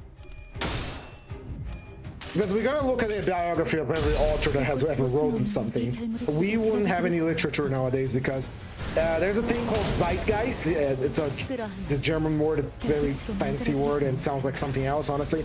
But Zeitgeist is basically the spirit of the time.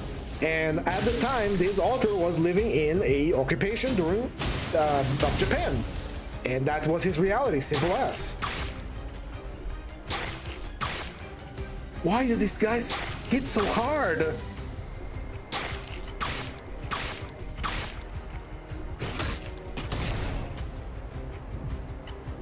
Anyway, the occupation of Korea by Japan was the reality of both Yiseng and this guy lived.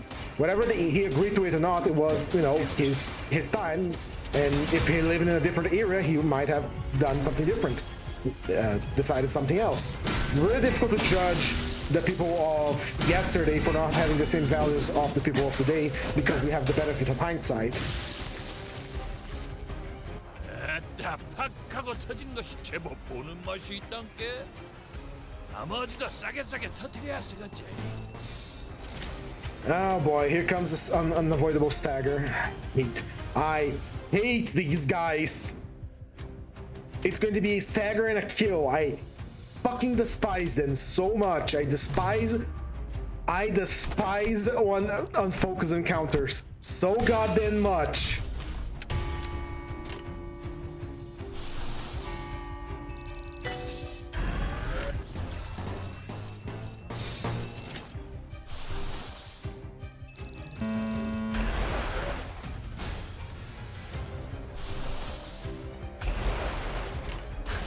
해고 감도 I suppose yes, but keep in mind that the same guy the name of the guy, and I feel the Gato games tend to be quite a bit more cultural here again. No, Dongrang doesn't have the same guy as Yu Qing. Yu Qing Jing is the writer that wrote the play called The Cow.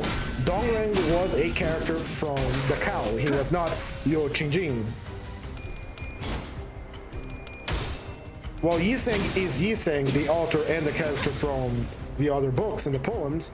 The guy for the cow is the guy for the cow.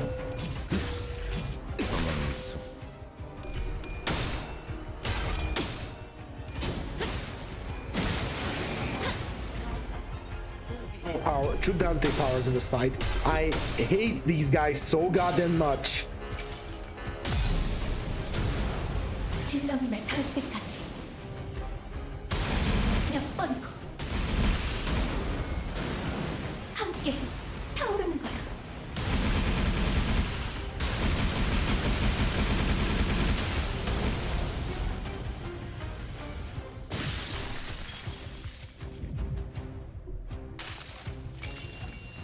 가엾고 슬픈 아이들이군. 그저 애들을 키워주마. Very nice. 이쪽으로 내가 안전하게 Alright, go explode yourself, Faust. Jeez, I have to use True Durante powers for this. There's not worth talking about Farmwatch stuff. The idea released he wouldn't even be in top 3 most interesting IDs that season. Yeah, but then we come around back to that problem we were discussing before. People see ID, people see character, they want character. Baby want now. I see Farmwatch, I want Farmwatch now. Ah man, True Durante powers for one elite encounter. I will keep my watch on elite slash encounters for now on. Jesus Christ, I hate those guys so goddamn much. They're almost as bad as crabs. Probably worse, honestly. And now we are fucked. We don't have healing, mind you. We don't have any healing. Oh boy, I have done some poor decisions today, haven't I? I should have equipped the Lantern Eagle. We're gonna get attacked twice and then we're gonna die.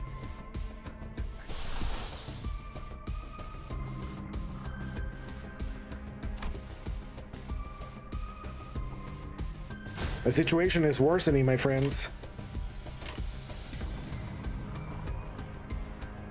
Unless Faust can stagger them all with this, which I don't think is going to be possible, he's going to die. The Moth Eagle doesn't heal. As far as I remember, no healing. Only for Faust when she tried to blow up herself.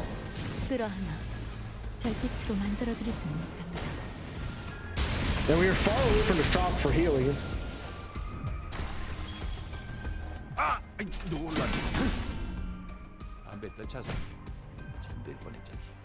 Okay, she did manage to stagger then. There is a chance, there is a salvation. Or is there? Why aren't you targeting it, Gregor? Are you stupid? I hate them folks encounters when I'm running solos, man. This shit sucks. Gregor is going to die for a shitty little robot.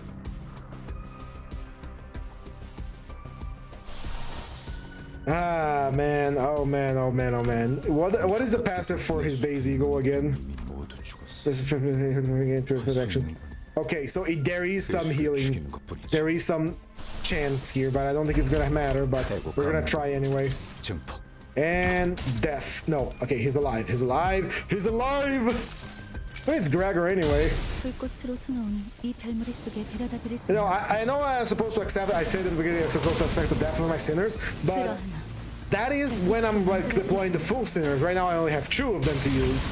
If one of them dies, the other one has to pick up the slack. And Faust is very likely to detonate for no reason.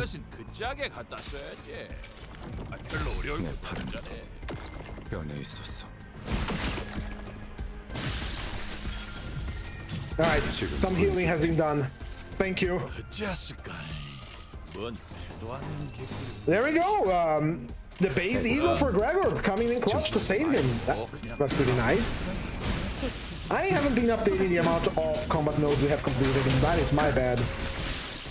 You're gonna need a lot of healing because yeah, I didn't pick it up at the beginning. I did have phlebotomy pack, but 구애자가 누구인지 it's apparently not enough. I took 11 damage there from K-Corp Ampule. 이제 싸게 치워불고 들어가자. 고생들였다. Right, how many combat nodes? We completed 3 combat nodes from the previous floor. In this floor, because it had been longer, we completed 3 of them. So let me update the box here. 6 combat nodes. That's 6 pages of the stranger we're gonna read today. There should be make a bald ID. The closer we got to Callisto Honglu has fake hair, but it still here holds baldness shape. Otherwise, we go full bald as Scone Dried. There's also the fact that what's it called? Hair in Asian societies have something to do with filial piety or something. So that's why he didn't go fully bald. But hey, thank you. I would love some bald representation. And it is of my opinion that unless the director has, it is on his pocket. I'm sure of it. It is on his back pocket. One day in an April's Fool, we are going to fight Bald is Awesome. And we are going to behold every single sinner bald, including Vergilius. So I think it's going to be hilarious when it comes around. Get dusted dust.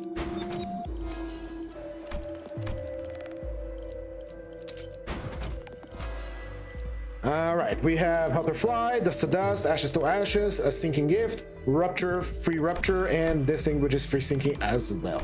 Right, we're healed and we're ready to properly deploy now. Ooh. Ooh.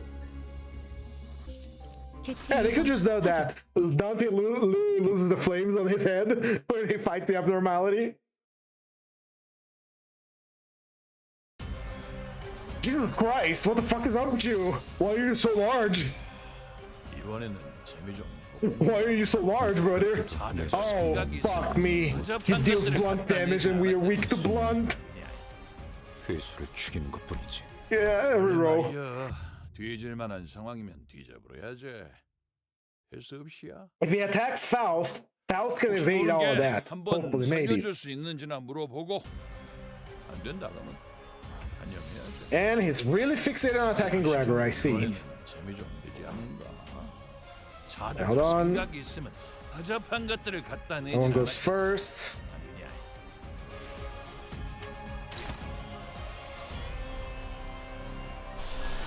Let's use our ego for starters, so we can get that healing going on, right? 진행하겠습니다.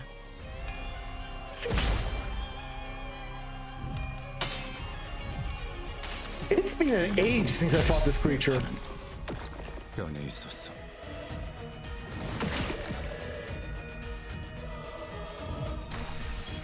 이거 당연히 거시기 해야지. 그런 것은 쫙 보면 뭘 써야. We haven't done a bit able to do a fight in so long. Why did they stop it? That was awesome. Yeah, it was fun. We got this thing in the dog. Let's choose slots. Let's see. 이번에는 Faust only has 1 slot targeting her. Why do you gotta go for Gregor like that, buddy? What did Gregor do to you?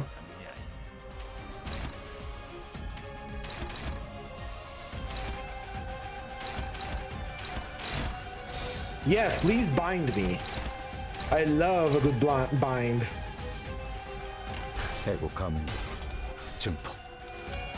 Faust? What the fuck?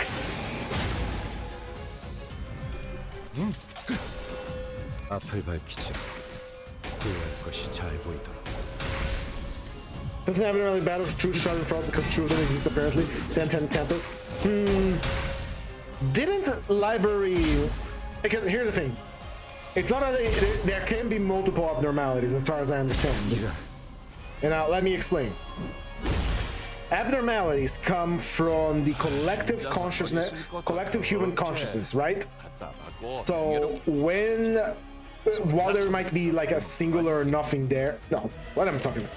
The abnormalities, they come from the collective human subconscious. When we have an abnormality, there can be multiple abnormalities because the concept of the the abnormality exists in the collective subconscious. What we did in Lobotomy Corporation was literally inject someone with a large needle and call it like, okay, let's extract something from the depth of human consciousness. And then it became an abnormality. When someone distorts, they have become their own distortion, but if they distort hard enough, they ground their ego, what the person is ground down to the fundamentals, becoming nothing more than the concept. So there can be multiple abnormalities. And while they didn't exist before, they did, but you know, on the Black Forest. And now I do believe that Lobotomy Corporation, little whoopsie, kind of opened the gateway for them. Was kind of expecting the library had it. The library had the ones we had in Lobotomy Corporation, because the library is Lobotomy Corporation, just, you know, risen out of the ground.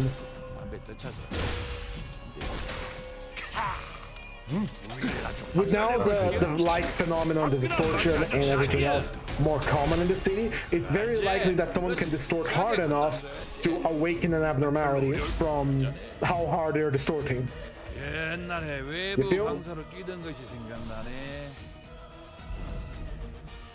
한 놈만 잡아. Right, we're doing good, we're doing good. 일대를 다 쓸어버렸어.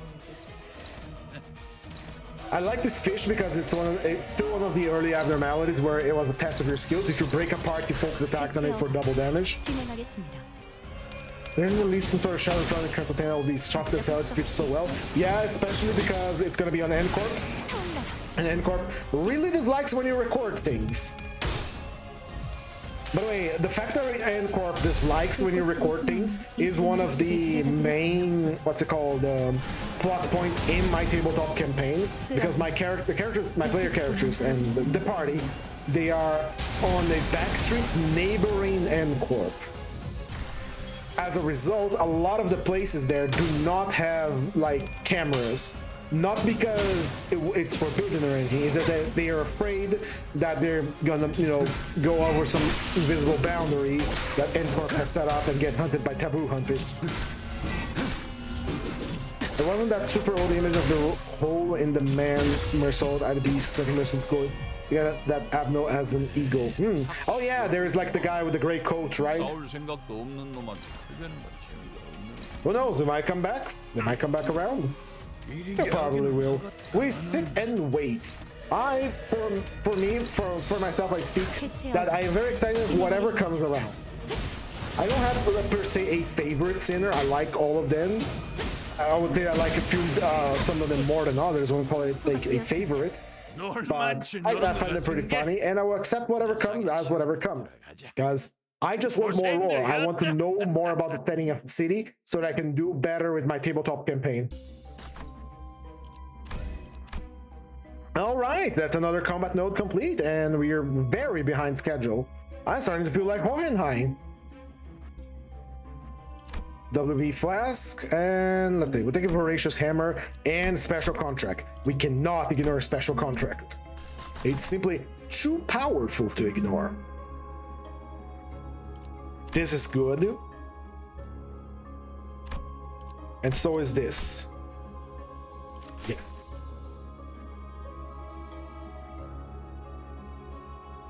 UPS system, I'll take it. I think I already had the UPS system, but I'm gonna take it anyway. I think all the sinners are wonderful men, don't cut this but I do differently like him. What do you mean by Don Quixote? She's nice. I particularly vibe with her a lot. Especially the fact about facing reality, because let's be honest, I saw some image floating about on Twitter, the hellhole that is Twitter, talking about like how the female characters are evil and proud and the male villains are tragic and sympathetic. I disagree. This is a funny story. I once was looking for the Don Quixote audiobook for years, and I found some free audiobook online, and it was the most perfect narrator for Don Quixote. Problem is, it was a free thing, so what happened is that they got another guy to do it in the second part, and the second part was garbage. In any case, what I got from Don Quixote, from the little I read, is that Don Quixote, the book character, he ran away from his responsibilities to follow a fool's dream. Granted, it was a very noble ideal he had because his brain was microwaved like stories of chivalry, but he still left his family, his responsibilities behind to follow this dream. And so, people saying that Papa Quixote is tragic and redeemable, I disagree.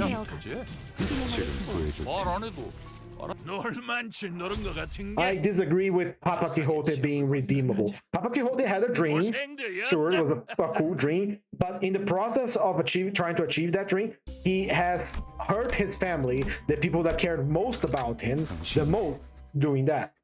이 숲의 괴수로군. I don't think she's funny most of the time, so for a lot of time I don't enjoy her screen time. Cat is pretty good though, she's nice in that. I think, I understand what is this guys now? I understand your concern there, because she is a goofy character, and she's, as we have been confirmed now, clearly playing a character now.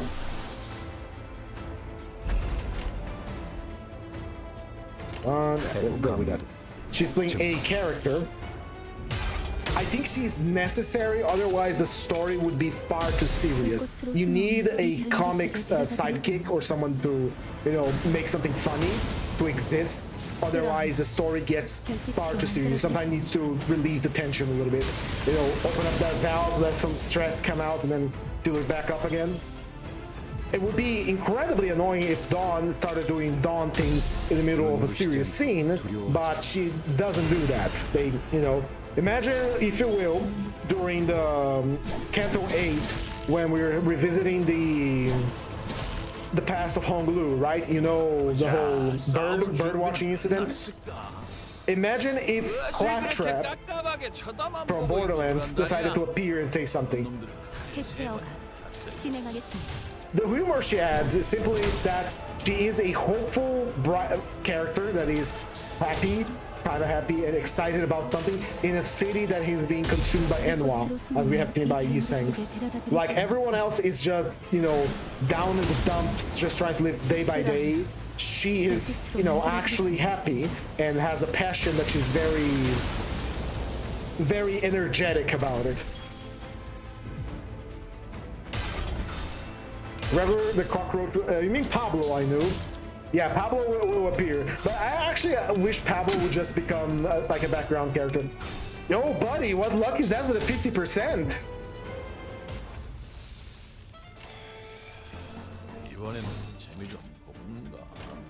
애국하는 생각이 있으면 증폭. 허접한 것들을 갖다 내진 않았겠지. No, I'm not stagger yet. Okay. I understand that again. I just don't like the humor she adds most of the time. That's perfectly valuable. I like the creature a lot, especially like her now after the Kanto even more, because what Cooters was playing a character if you read between the lines. But now that she has kind of woken up, it leads to a very interesting scenario, because first we had Sancho, right? Sancho the Blood Fiend. And then she turned into Don Quixote, the LCB sinner. She was a mirror for Papa Quixote and how her brain got microwaved by the stories she read. And Papa Quixote got his brain microwaved by the stories of Barry, the knight. So you see them as mirrors in that regard. And stagger. I can get some really shit fights on this mirror dungeon, aren't I?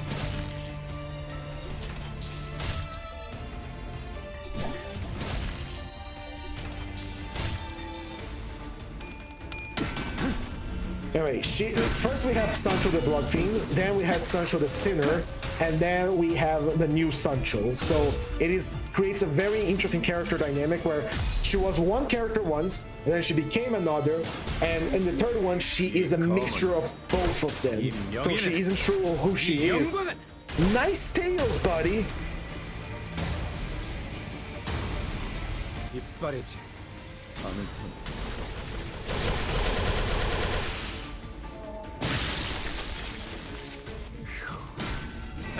지금 구해줄 테니. 만들라고 했던 것이 Plus scoring power. Plus scoring power. She's still staggered. She's probably gonna die again. And what do we do to save her? She dies, but god damn it, I hate these fights. Especially when I'm running duels. I'm really got shit luck today, don't I? This is divine punishment. This is karma. This is karma for me beating Rufo by meatheading her on normal.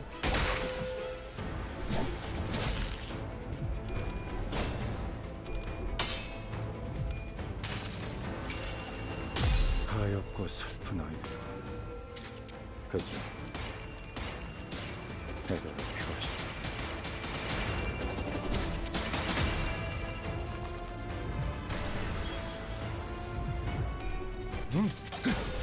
앞을 밝히지.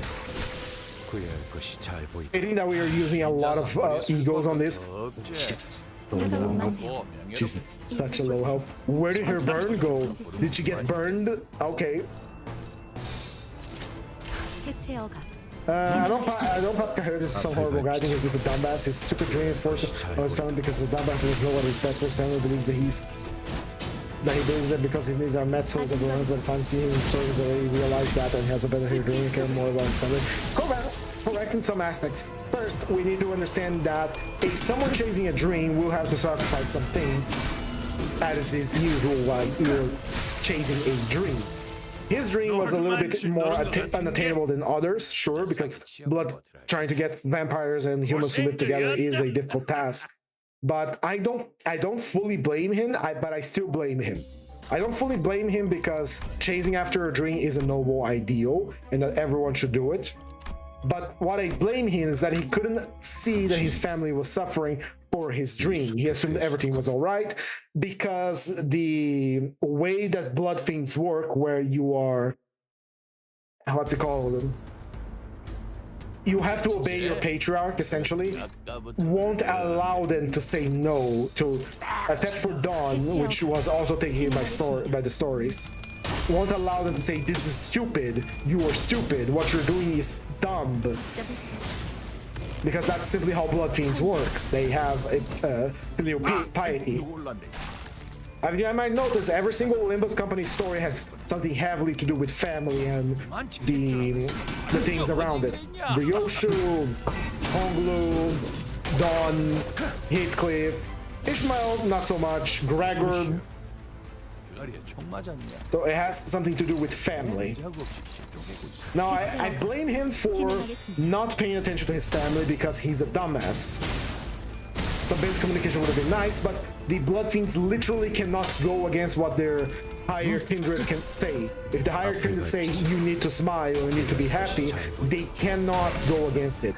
It is such a strong psychological imperative for the blood fiends that even with the helmet that when worn by someone caused others to see you as the same level as them, say if a rat wore a rat like a hobo in the setting here, wore the helmet Mambrino, which was the helmet that Papa Quixote went after, if he wore that helmet, everyone would look at that beggar, that rat, to be in the same rank as they are. So if a collar level enemy, like Virgilius walked in and saw the rat wearing the helmet, Virgilius would think, damn, that guy is a collar. Even wearing that helmet that forced everyone to see you on the same level, the blood fiends of La Mancha Land knew that was Papa Quixote. And they were crying that they had to do what they had to do. Yeah, because he's dumb. That's the same thing that happened on what's it called? The novel Don Quixote. He simply decided one day, I am going to leave to become a knight. She blew up with a 4 I can use. She blew up before I could use the eagle. God damn it. Some communication from him would have been nice, but similar to how many middle managers do not receive any like feedback from the workers, there wasn't. Because we have to remember, the creator of the Project Moon is Korean, and Korean, I don't know, let me recommend you some real good shit. Hold on, Moon Channel Gacha War. I'm gonna recommend you some real good shit. Korea is even worse than Japan. in the terms of societal hierarchy. Now, I don't know if you have watched this video here. I'm gonna post the link on both chats right now. So I highly recommend it. Moon Channel. The guy is a lawyer. He talked about this stuff. Go give it a watch if you have time. It's really good. So we have to remember that the creator of our lovely project Moon here is Korean. And so the whole thing about blood fiends not being able to talk to their higher kindred is to be expected. And the fact that he didn't ask if anything was alright because he assumed everything was alright is also to be expected. This is pretty much gonna touch on the drama about Velmori during the crab event, the sea event, which I'm not going to talk about it. I do not care. I live in Brazil. My stuff is different. I do not give a shit. In any case, go watch it. It's very good. There's a second part of it. But in any case, Papa Quixote assumed everything was alright because no one spoke up to him. The only person that could speak up to him was Dawn. But Dawn was also entranced by the stories. So who's the real villain of the story? Did you think the real villain was Papa Quixote? Hell no, it was Barry. Barry was the one that was to blame for all this. 그런 것이니? 쫙 보면 뭘 써야 하는지 딱 느낌이 오잖아. 에? I'm joking, but still, Papa Quixote is not like relatable and tragic. He is a dumbass. I agree with you there, but he's a tragic dumbass where he tried to follow a dream, but he failed to realize that he had a responsibility. He ran away from his responsibilities. Which is the theme of the entire of Don Quixote. Don Quixote ends, as I know, on a sad note, but a hopeful one as well.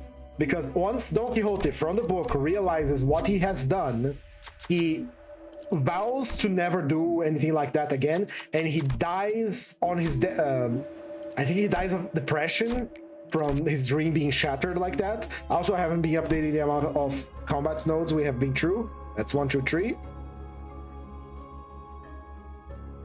Yes, at 10. But that is the bad side of the story. He dies saying that I'll never go on an adventure again, let the dream die, and he dies of a broken heart because his dream shattered. But Sancho carries on his spirit, which is exactly what happened in Limbus. Sancho, or Dawn, carried on his spirit, vowing not to do the same.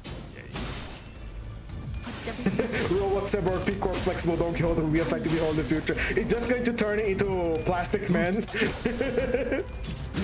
Or maybe he's revived and he's just having a good time with Cesara, starting a new family, you know? For as much as like anti-erotic most of the IDs we get, especially for a gacha game in Limbus Company, Cesara is, holy shit. She's literally wearing a skin-tight bodysuit with a doctor's coat on top. I see an image like that where A was complaining, A from LobCorp saying like, those damn people from P-Corp wearing those skin-tight bodysuits and then wearing those doctor coats on top of it like, see, I'm decent, I'm wearing normal clothes and hiding it. But this is a talk for something else entirely, so we're not gonna get into that. That's the Cuba Libre talking. Which is very good, by the way. I just gotta put some water together with it to drink responsibly. But remember, always drink as much water as you have drank alcohol, twice over. If you drink twice as much water as alcohol you have drank, you are A-okay. No headaches shall befall thee on the following day. Especially for me, who I am a teacher, and today is Sunday. I won't tomorrow. But it's good to be fine, because I know how to drink responsibly. Just having a good time playing one of my favorite games and talking with you, my viewers, which I love so much. So then we're gonna end up seeing the A-Wings as a weapon more in the future. Not sure how much in the future. I can think, for example, we might fight.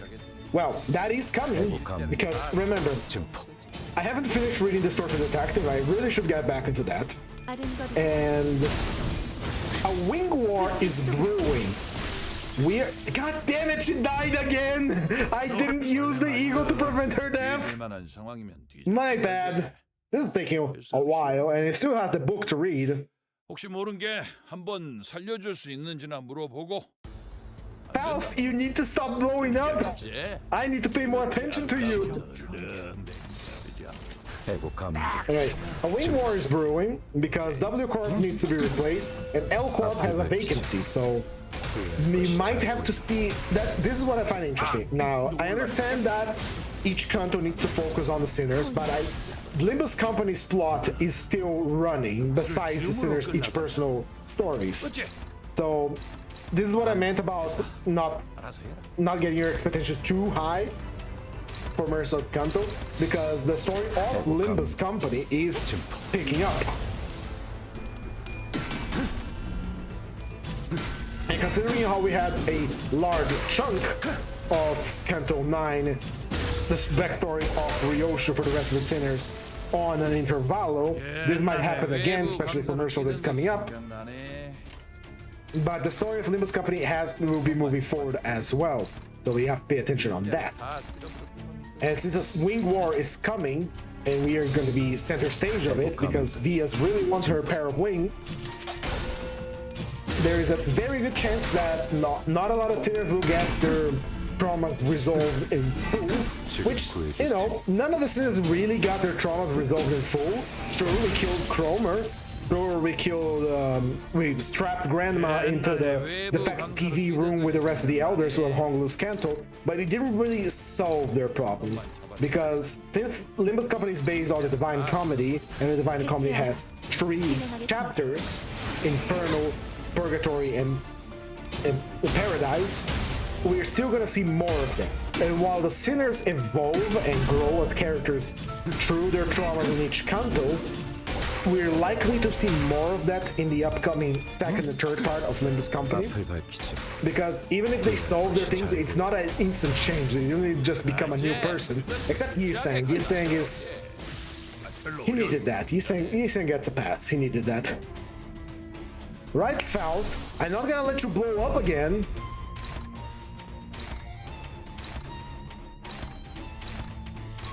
I mean, if you cover the least, I'm sure we'll be finding some horrible revived T-Corp Don Quixote in the future. Don's not going to be happy about that. T-Corp's doesn't really change the distortion. Yep. We literally hid from Don what we did with his body of Don Quixote, Papa Quixote. But it's already been said that the one who's going to bear that is going to be Faust, so I am very excited how it's going to be. It's going to be real funny if Papa Quixote is just alive and well and just having a good time, P-Corp, honestly. Man, I don't think that's gonna be happening. He died too much of a tragic death to murder a character like this. But it still would be funny to see him like, hey, Quixote, hey, Sancho, I'm back. I'm here, P-Corp, having a good old time. But no, that's not gonna happen. I'm pretty sure he's dead, but he's gonna be zombified in some way or shape or form. Because if not, if he wasn't dead, as we know, like properly dead, Dawn wouldn't freak the fuck out as she did when she removed her shoes, you know? Ooh, the Cuba Libre is getting to me. Gotta focus. Right. We don't use bleed, so we can throw this in the trash. We do use burn. Let's see. This is good. This is good. Good. I'm still not using the running sinking things, man. And right, power up the burn. I'm sure he's alive, but we're absolutely not sure when they're touching that guy. Nothing but misery for Papa. He's a cute when he's miserable. I don't think he's alive. I think he's gonna be zombified or experimented upon because Dawn wouldn't have flipped the fuck out as much as she did if he was still alive. Because of how the Blood Fiends operate. If you are... Here's how it operates. The Blood Fiends make underlings like second, third, fourth, and so on generations, not because they have a desire to spread the family, but because of their hunger. How many combat nodes have we been through? I forgot to keep track. So 1, 2, 3, 4. All right, another one. 11. 12 with the boss. There we go.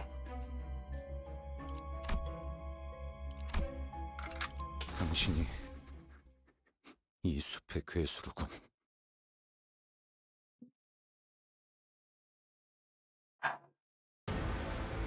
Ah, it's you. I'm gonna extract my ego from you. Get ready. 딱 사냥하기 좋은 해체 허가 진행하겠습니다. Get my health back.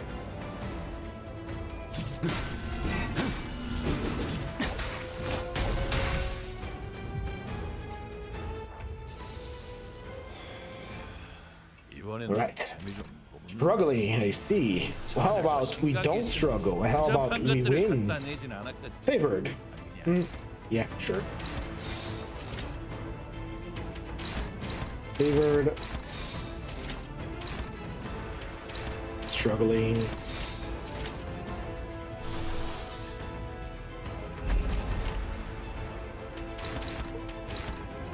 Dominating, that's a little better. 해체 허가 Gotta get our healing going, right? Gotta get our healing going. Renegades. 이 별무리 속에 Don Quixote is a dumbass, but he's a tragic dumbass. He wanted to chase his dream, but he failed to consider his family, because his family was unable to talk back at him. And the only person that could talk back to him, which was Dawn, was also entranced by the same stories that rotted his brain. And once he drank from the river of oblivion, more of those stories rotted her brain. So once again, the only one to blame in all of this is Barry. Would Don Quixote be better, Don Quixote and Sancho, be better if Barry never showed up? Probably yes, because Don Quixote, Papa Quixote was stuck in a, again, ennui. He was 그런 것이 going from passion to passion and not finding a reason to keep staying alive, you know? He was like, oh, I'm gonna do this, oh, I'm gonna do this now I'm gonna do this, now I'm gonna do that. And he wasn't finding a reason to keep going. Besides having a good family, besides everything else, he wasn't finding anything that sparked his, reason to keep going. Then Barry came along, gave him all those stories about fixers that were patently false, and then he got his brain rotted and he went after this dream. That alone changed the tides of war between Blood Fiends and Blood Fiends that wanted to uphold the Masquerade and Blood Fiends that didn't. Because they're very clearly inspired by Vampire the Masquerade. So I'm going to use the term from Vampire the Masquerade.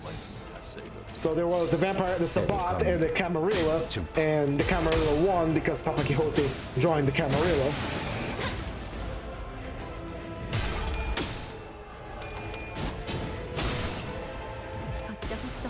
Yeah, you know that one gift there was like this Halloween prop of like a zombie just with fog going around and he's like 앞을 밝히지. that's gonna be Papa Quixote and the P Corp. And they have buildings that resist damage so they can keep him trapped.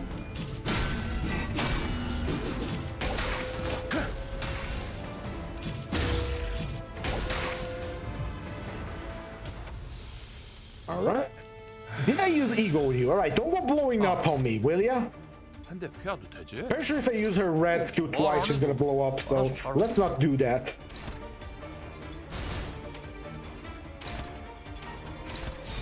해고 감흥. 증폭. 아른거리는 불길 속으로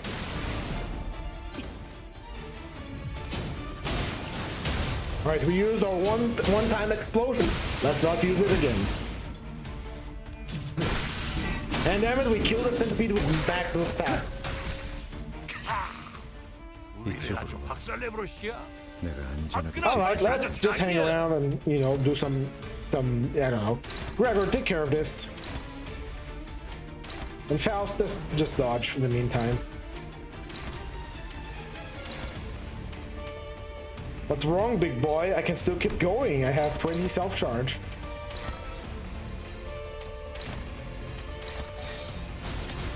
해체 허가 진행하겠습니다. 잘 보이는군. 내가 구해야 자가 누구인지. I'm gonna be honest, I really like Gregor. Lantern Gregor is really fun. 누구인지. when I first saw him, he looks kind of boring, but he's really fun. 실험 성공. 이쪽에 예상대로의 Alright, let's 결과. keep going. 내가 안전하게 지켜줄 수 Bop. 싸울 생각도 없는 Bop. 놈한테 And bop and bop. And Faust, just chill for now. 이런 게 하기는 Just chill, reduce your bleed, your burn. 해체 어각. 진행하겠습니다. I am so looking forward for the next intervalo that's coming. We're gonna get the Botyak, one of my favorite intervalos, which is Nocturnal Sleeping, which is gonna be fun. I am so eager to get Ricardo, but I'm looking forward so much. But looking forward so much for the next intervalo, especially because we're gonna get like 너른 것 같은 게 Bamboo Hatkin. Bamboo Hatkin was my favorite general reception in Library of Ruina. I love him. I am so ready. It's a shame he didn't appear during the Canto 9. It would have been cool, but I understand why they didn't do it. I'm pretty sure he will be alive since I don't hear his voice during the cutscene. Let's be. You make a fair point, my friend. You make a fair point. Because Dawn did hear the screams of the entire family, but she did not mention him. So there is a point. It's Chronicler's Quixote right now. He is both alive and not alive at the same time. Should I go for the regular checkup? No, I'm gonna set that as the last one because it's hell for this character. All right, moving on. We have Dimensional Traveler right here. You know his time will come when 952, when you get a second member Hatkin ID. Man, I am so looking forward for it. I love his concept of the character. He's cool as shit.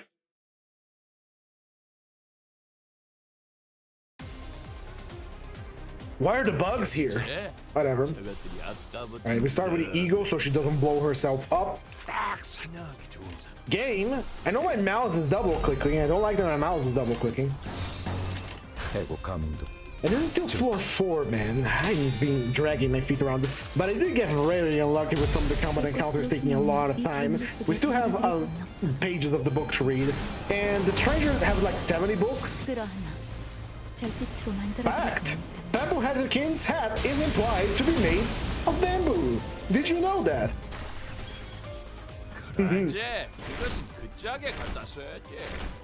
아, 별로 어려울 것도 I honestly thought the retrial today was going to take longer because the way people on that health case that his Twitter was talking about, it was this impossible challenge like to bring meta unit. And I brought some meta units into it, but it was easier than expected.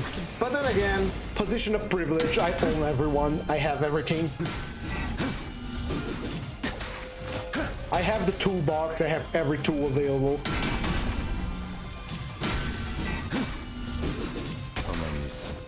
I hope again the scuba livers is gonna affect my ability to read, man, because I'm drinking a lot. It's Sunday after all. Did I use the eagle? Yes, I did. Go on, Faust, blow yourself up. 뭐가지부터 태풍들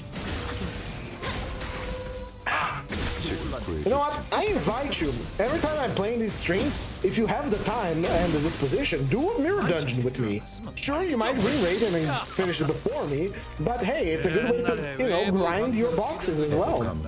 Which is very important for getting new ideas without using lunacy. 확인. If you have the availability for it, after all. Bop. Bop. God, I'm still thinking about the fact that we're gonna have a spring cultivation Bobcat and we're literally just going to return to Hongi one again. Actually, I gotta go now. You have a fun stream. Paying for Papa Quixote for Peacock Torture Chamber. He's getting milked in there. They're milking him. Alright, thank you for being around, Kyleb. See you around. And if you want to hear the dramatic reading of The Stranger, go ahead and check out my YouTube channel. All of the VODs of these streams are saved in a public playlist. You can watch it there, alright? Now have yourself a nice good Sunday, and I will see you next time, whenever you are available. I will be here every day at the same time for our daily Limbus Company Mirror Dungeon, ID study, and book reading. Always nice to have you around. And it makes for, usually Twitch doesn't get a lot of viewers, and you're one of the regulars here, and I really appreciate you being here. Because usually I only get bots trying to scam me. That's 13 nodes complete. Going up, keep going. This is an unfocused encounter. I'm taking this one. 당신이 이 숲의 괴수로군. Blow down the Cuba Libre here, else I won't be able to read.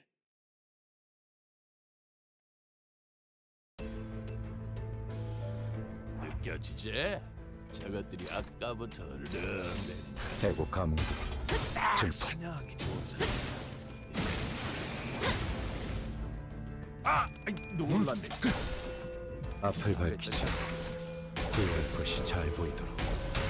이만 찰 줄 알았으면 빨리 좀 하지. Something in my throat. Ah! 옛날에 외부 강사로 뛰던 것이 생각나네. Right, keep going, my boys. 한 놈만 Keep slaughtering those Picatula. I managed to adapt the Picatula to my tabletop campaign, and they are quite fun.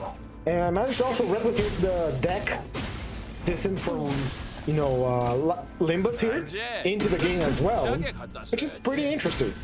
별로 어려울 것도 없잖아. 가만히 있어. Because if you don't know, the deck system in Limbus essentially works like this. You have 3 skills 1, 2 skills 2, and 1 skill 3. To get, for example, you use a skill 3, you have 1 use of it, use it, it's gone. Until you use every single other skill you have access to, you won't be able to use a skill 3 again. Unless you, of course, are using a discard deck, which is very fun. Fun defined by, I don't care if I just use my skill tree, I'm gonna use it again. 해고 감옥도 This can be done without any skill replacement and outside of the mirror dungeon. 소각되었습니다. 앞을 밝히자. 후회할 것이 잘 보이도록. Ooh, it's already been 2 hours, goddamn.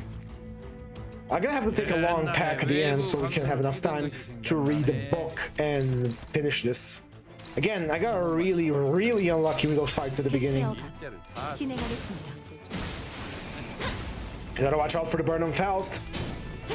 Don't want her blowing herself up for no reason.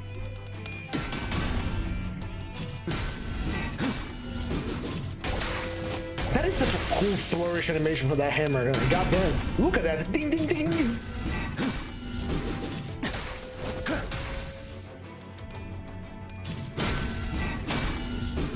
가만히 있어. 지금 구해줄. 우위를 아주 박살내버렸어. If I ever do like a remaster of lobotomy preparation in the future, which I don't think it's gonna be a thing, but one can dream, right?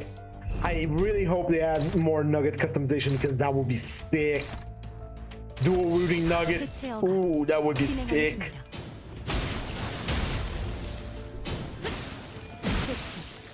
소각되었습니다.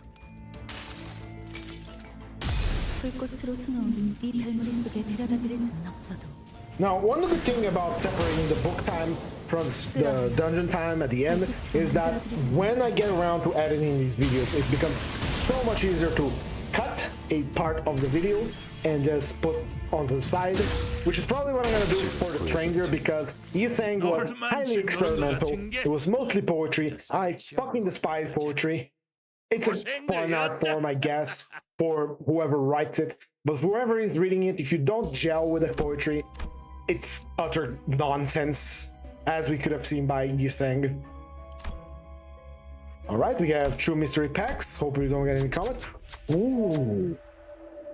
1% chance. Shall we get it?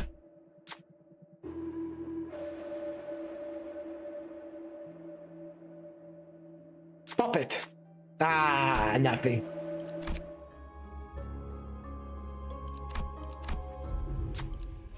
Oh, sure, I'll take it. Thank you for the gift, buddy. I love this event because it just gives you the gift and nothing else. Just here, a tier 2 charge gift for you. It's all yours, my friend. Here, take it. It's the tier 2 charge gift that you can't use. Just take it, buddy. No need for a test, just take it. That's why Hurtley is the best abnormality. Also, he's a very good scorer on football. Only behind Clapped. Oh, I missed it. I should watch. I haven't been watching the Limbus soccer thing. 앞을 밝히자. 후회할 것이 잘 보이도록.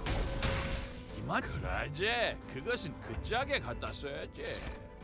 별로 어려울 것. That guy's gonna evade, so I'm gonna ignore him. Evade away, buddy. 진행하겠습니다.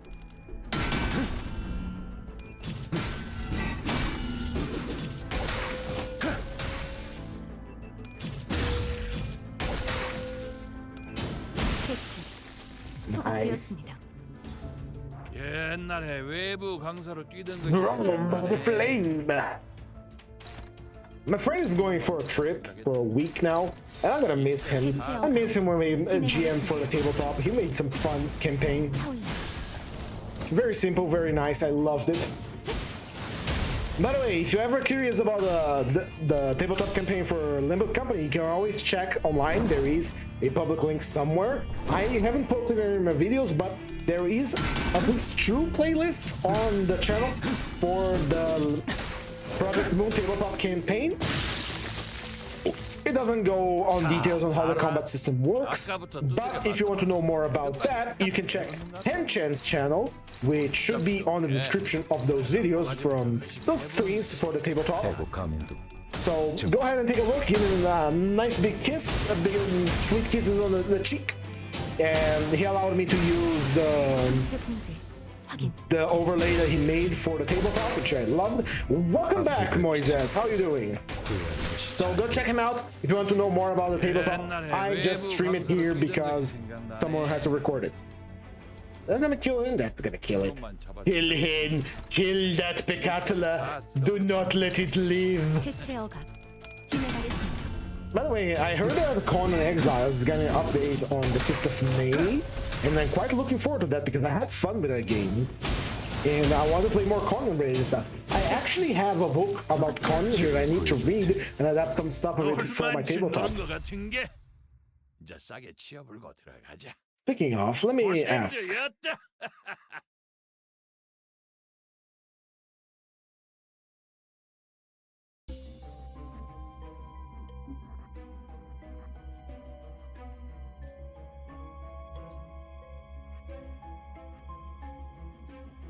Here we go. We have completed yet another combat node. That is 15. Let's go to the shop, get ourselves some power-ups, and then finish this. We're gonna take a long pack on the next one. We need lithograph for healing. And since this is mostly a burn team, we're gonna get more burn.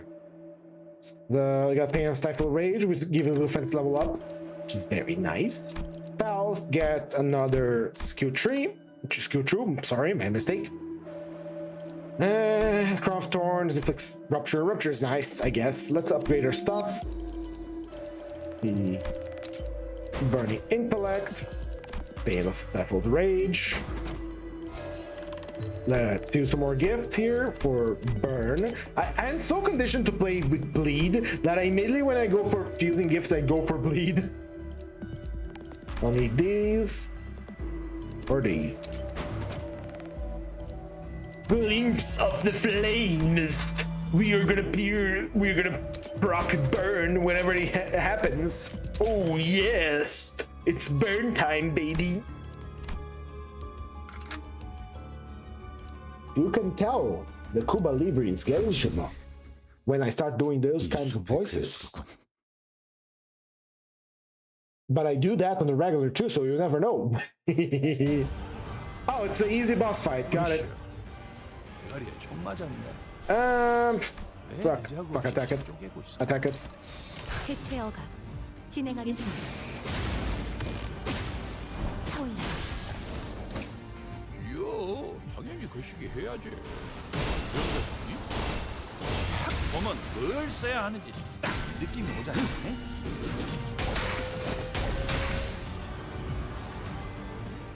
느껴지지? Right, here we go. 아까부터 Who's gonna be collecting the cable? It's gonna be Faust. 해고 가면도 지금 You're faster than me. That means I get more clash power against you. It's a reverse Mao Heisho. 앞을 밝히지. 후회할 것이 잘 보이도록.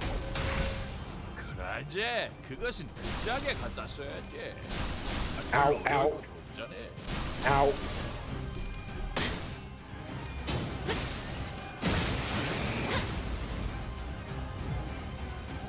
보자, 싸울 Right, 준비는 Faust has the 끝났어. cable. It's time to go for the grounding refusal 왜 그렇게 clash, 깝깝하게 쳐다만 보고 있고 그런다냐? which means we're gonna have to send the Gregor over here as well.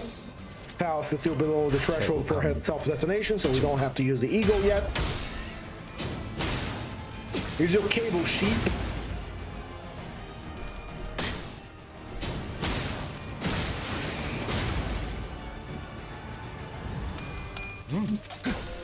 앞을 밝히자. 후회할 것이 잘 보이도록.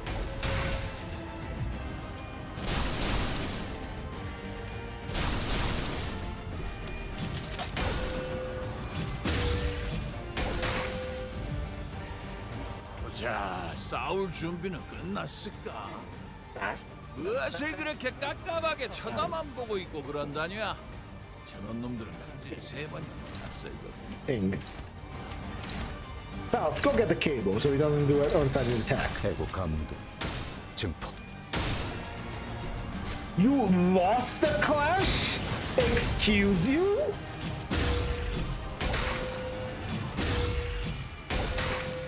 I guess because it's staggered, you have to actually win the clash against the grounding refusal to actually plug the cable in it.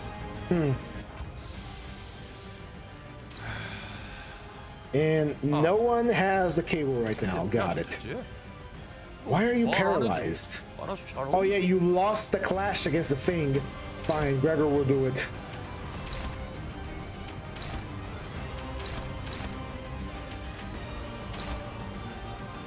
You're below the threshold for blowing up, that's fine. But just because you are paralyzed, I'm gonna send you with Star. Blossom Star. Electrical block against the person that uses full eagle gear. Yep.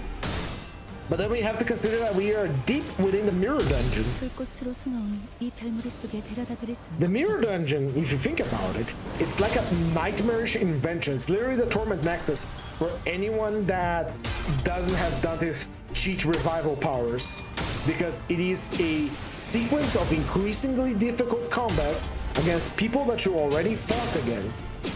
So it's for no reason. You're going deeper into it to gain some resources. If you don't have someone that can revive you, you are dead.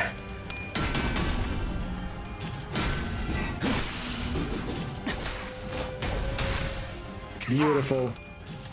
And of course that's the last one to clash. 화끈한 맛이 아주 딱이야. And it's dead. Burn is so funny. 이제 싸게 치워불고 들어가자. 고생들이었다.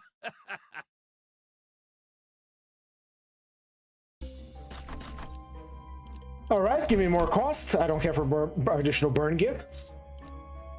Plus coin power, max HP. We'll take the max HP. Clash power, we'll take the max clash power.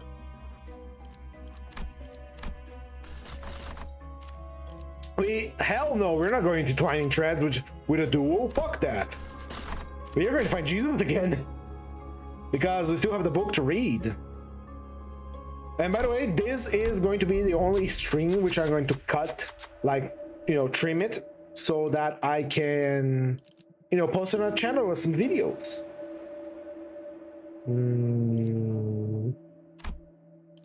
We will sync together. How about that?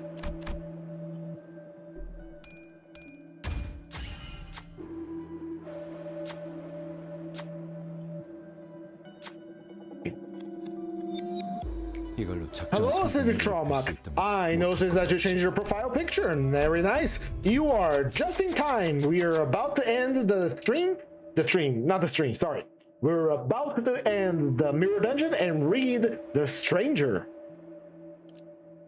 Lust and Gloom. We have Gloom. What do you mean you're not using your Gloom advantage? Fuck you. 걸림돌이 되고 싶지 않았는데. Yeah, beat up Sinclair. I don't care. Golden Urn. We don't need Golden Urn right now. Give me more burn.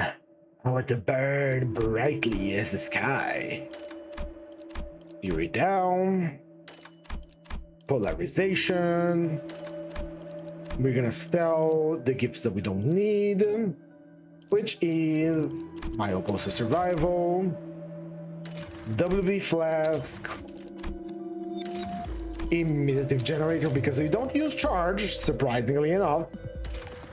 You'd think that every single ID that uses Eagle Gear would use charge, because it's a technological thing, but we don't. Have Byaku Togagami from Danganronpa Trigger Happy Havoc has been my blind obsession this past few days. My nephew likes Danganronpa, but I know nothing about it. Sorry. See, how much burn do we have right now? Because there's an achievement for 15 plus burning gift. So 1, 2, 3, 4, 5, 6, 7, 8, 9, 10, 11, 12. Ooh, we're very close for the burn cap. Can we get more burn? Can we get more burn? Can we get much higher? So high. Can we get much higher? Finish making. If my math is not incorrect, we should have 15 burn gifts. So 1, 2, 3, 4, 5, 6, 7, 8, 9, 10, 11, 12, 13, 14. We need another one.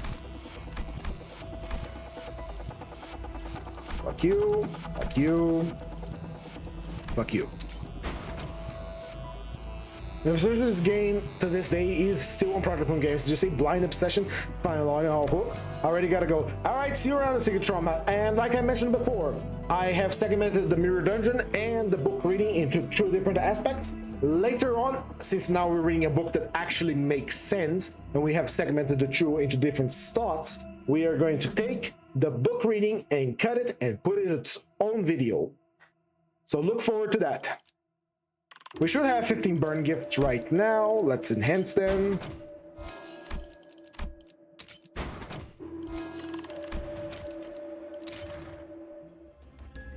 Let's finish this before the Cuba Libre claims me, because it's getting really close to claiming me.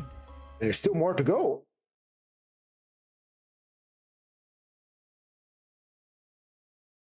Oh yeah, I forgot to upgrade. Let's put it 17. That's fine. I don't know if that's the actual number. 이번에는 재미 좀 보인다. Let's focus on the flesh for now. 복잡한 것들을 갖다 내지 않았거든. I don't know why I want to focus on the flesh every time I fight this abnormality. And it's one of the my most fought abnormalities at this point, because it's a long fight and it's always available on floor 5. And it's easy. And it does a lot of damage.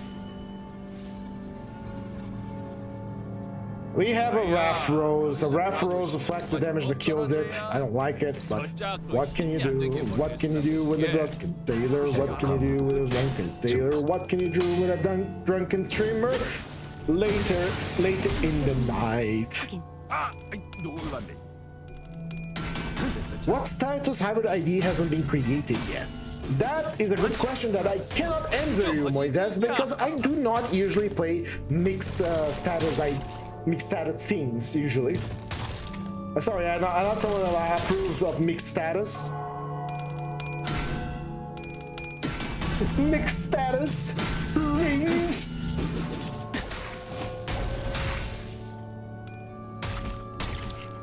Even though I am playing a mixed status right now. Ooh, Burn is so good. I see what people meant about Burn being very good in Mirror Dungeons. You're paralyzed, aren't you? Yeah, you're paralyzed. 해고 감도 증폭.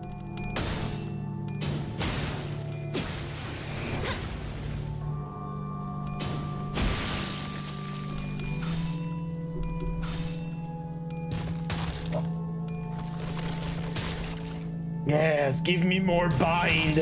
I thrive on the bind.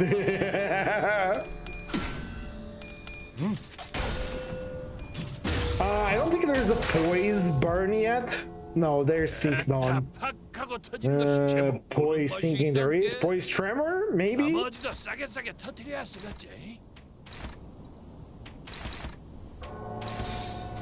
Kill him. Kill him now. Turn that plank of wood into a plank of charcoal.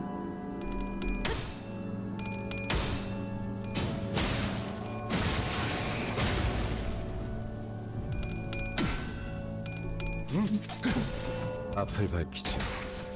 후회할 것이 잘 보이더라. I think Burn surprisingly needs to keep its count up because Burn only consumes its count at the turn end, unlike Sinking, Rupture, and Bleed that consumes its count whenever a coin is tossed or whenever you hit enemy. So it's very easy to keep it up. But unlike the other examples that I just gave, it also doesn't do a lot of damage outside of the mirror dungeon because the Gib keep doing damage for it. 알아서 잘하고. 개체 억압 Because 진행하겠습니다. outside of the mirror dungeon, without any eagle gift, you're only going to see the damage from burn when the turn ends, which only happens like, you know, once. And the maximum amount of stacks you can put is 99.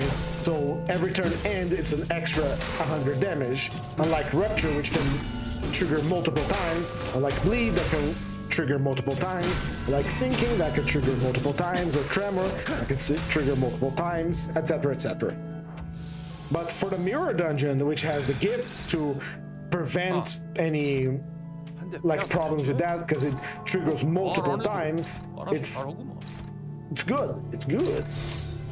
개체 The 억압 believer is getting to me, but we're gonna read the book anyway because the fight is about to end. 그러지. 그것은 근작의 I didn't pay attention to how much burn she had before she used that, so she could have blown herself up and I wouldn't know.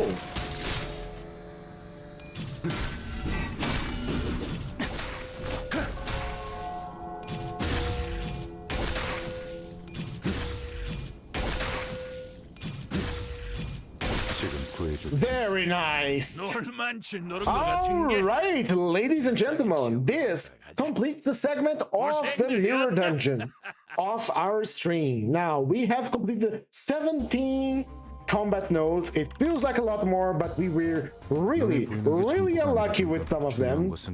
Final review. 뭐 그런 교훈을 의도한 건 아니야. Lobotomy Corporation Lantern Eagle Gregor is incredibly powerful. I really like his gimmick. It's fun. It's really fun to take something that would be otherwise negative and turn it into a positive.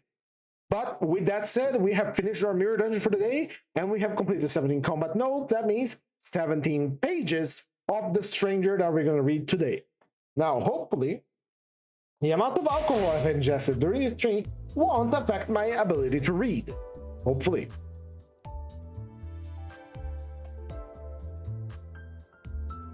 Now, if you're here just for the gameplay, this is the time about the time you leave, and if you're here for the book, this is about the time you pay attention.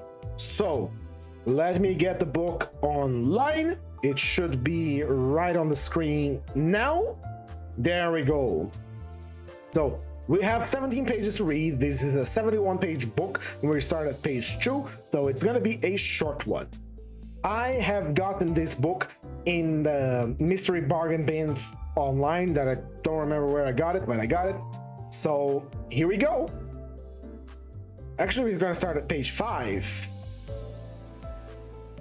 Middle hit click AD exists because they're clicking hit click couldn't kill it. Yeah, correct. All right, let's begin our reading. We have 17 pages to go, meaning that how many actually? Hold on. That is 17. Yeah. We're gonna stop at page 22. So let's get started, shall we? Part 1. Mother died today, or maybe yesterday. I can't be sure. The telegram from the home says, "Your mother passed away. Funeral tomorrow. Deep sympathy," which leaves the matter doubtful. It could have been yesterday. The home of aged persons is at Marengo, some 50 miles from Algiers. With 2 o'clock bus, I should get there before nightfall, well before nightfall. Then I can spend the night there, keeping the usual visual before the body, and be back here by tomorrow evening. I have fixed up with my employer for 2 days leave. Obviously, under the circumstances, he couldn't refuse. Still, I had an idea. He looked annoyed, and I said without thinking, "Sorry, sir, but it's not my fault, you know." Afterward, it struck me. I didn't have said that. I had no reason to excuse myself. It was up to him to express his sympathy and so forth. Probably he will do so the day after tomorrow. When he sees me in black, for the present, it's almost as if mother weren't really dead. The funeral will bring it home to me, put an official seal on it, so to speak. I took the 2 o'clock bus. It was blazing hot. It was a blazing hot afternoon. I had lunched, as usual, at Celeste's restaurant. Everyone was most kind, and Celeste said to me, "There's no one like a mother." When I left, they came with me to the door. It was something of a rush getting away, as at the last moment I had to call in at Emmanuel's place to borrow his black tie and morning band. He lost his uncle a few months ago. I had to run to catch the bus. I suppose it was my hurrying like that, with the glare of the road and from the sky, the reek of gasoline and the jolts that made me feel so drowsy. Anyhow, I slept most of the way. When I woke, I was leaning against a soldier. He grinned and asked me if I had come from a long way off, and I just nodded. We'll cut things short. I wasn't in the mood for talking. The home is a little over a mile from the village. I went there on foot. I asked to be allowed to see my mother at once, but the doorkeeper told me I must see the warden first. It wasn't free, and I had to wait for a bit. The doorkeeper chatted with me while I waited. Then he led me to the office. The warden was a very small man with gray hair and a Legion of Honor rosette in his buttonhole. He gave me a long look with his watery blue eyes. Then we shook hands, and he held mine so long that I began to feel embarrassed. After that, he consulted a register on his table and said, "Madame Mersol entered the home 3 years ago. She had no private means and depended entirely on you." I had a feeling he was blaming me for something. I started to explain, but he cut me short. "There's no need to excuse yourself, my boy. I've looked up the record, and obviously you weren't in a position to see that she was properly cared for. She needed someone to be with her all the time. And young men in jobs like yours don't get too much pay. If any case, she was much happier in the home." I said, "Yes, sir, I'm sure of that." Then he added, "She had good friends here, you know, old folks like herself, and one gets on better with people of one's own generation. You're much too young. You couldn't have been much of a companion to her." That was so. When we lived together, Mother was always watching me, but we hardly ever talked. During her first few weeks at the home, she used to cry a good deal, but that was only because she hadn't settled down. After a month or two, she'd have cried if she had been told to leave the home, because this too would have been a wrench. Been a wrench? That was why during the last year I seldom went to see her. Also, it would have meant losing my Sunday, not to mention the trouble of going to the bus, getting my ticket, and spending 2 hours on the journey each way. The warden went on talking, but I didn't pay much attention. Finally, he said, "Now, I suppose you'd like to see your mother?" I rose without replying, and he led the way to the door. As we were going down the stairs, he explained, "I've had the body moved to our little mortuary so as not to upset the other old people. You understand? Every time there's a death here, they're in a nervous state for 2 or 3 days, which means, of course, extra work and worry for our staff." We crossed the courtyard, where there were a number of old men talking amongst themselves in little groups. They fell silent as we came up with them. Then, behind our backs, the chattering began again. Their voices reminded me of parakeets in a cage, only the sound wasn't quite so shrill. The warden stopped outside the entrance of a small, low building. "So here I leave you, Monsieur Mersol. If you want me for anything, you find me in my office. We propose to have the funeral tomorrow morning. That will enable you to spend the night beside your mother's coffin, as no doubt you wish to do so. Just one more thing. I gathered from your mother's friends that she wished to be buried with the rites of the church. I made arrangements for this, but I thought I should let you know." I thanked him. So far as I knew, my mother, though not as professed atheist, had never given a thought to religion in her life. I entered the mortuary. It was a bright, spotlessly clean room, with whitewashed walls and a big skylight. The furniture consisted of some chairs and trestles. 2 of the latter stood open in the center of the room, and the coffin rested on them. The lid was in place, but the screws had been given only a few turns, and their nickeled heads stuck out above the wood, which was stained dark walnut. An Arab woman, nurse, I suppose, was sitting beside the bier. She was wearing a blue smock and had a rather gaudy scarf around her hair. Just then, the keeper came up behind me. He'd evidently been running as he was a little out of breath. We put the lid on, but I was told to unscrew it when you came, so that you could see her. While he was going up to the coffin, I told him not to trouble. Huh? What's that? He exclaimed. You don't want me to? No, I said. He put the screwdriver in his pocket and stared at me. I realized then that I shouldn't have said no, and it made me rather embarrassed. After eyeing me for some moments, he asked, "Why not?" But he didn't sound reproachful, he simply wanted to know. Well, really, I couldn't say, I answered. He began twiddling his white mustache. Then, without looking at me, he said gently, "I understand." He was a pleasant-looking man with blue eyes and ruddy cheeks. He drew up a chair for me near the coffin and seated himself just behind. The nurse got up and moved toward the door. As she was going by, the keeper whispered in my ear, "It's a tumor she has, poor thing." I looked at her more carefully and I noticed that she had a bandage around her head, just below the eyes. It lay quite flat across the bridge of her nose, and one saw hardly anything off her face except a strip of whiteness. As soon as she had gone, the keeper rose. "Now I'll leave you to yourself."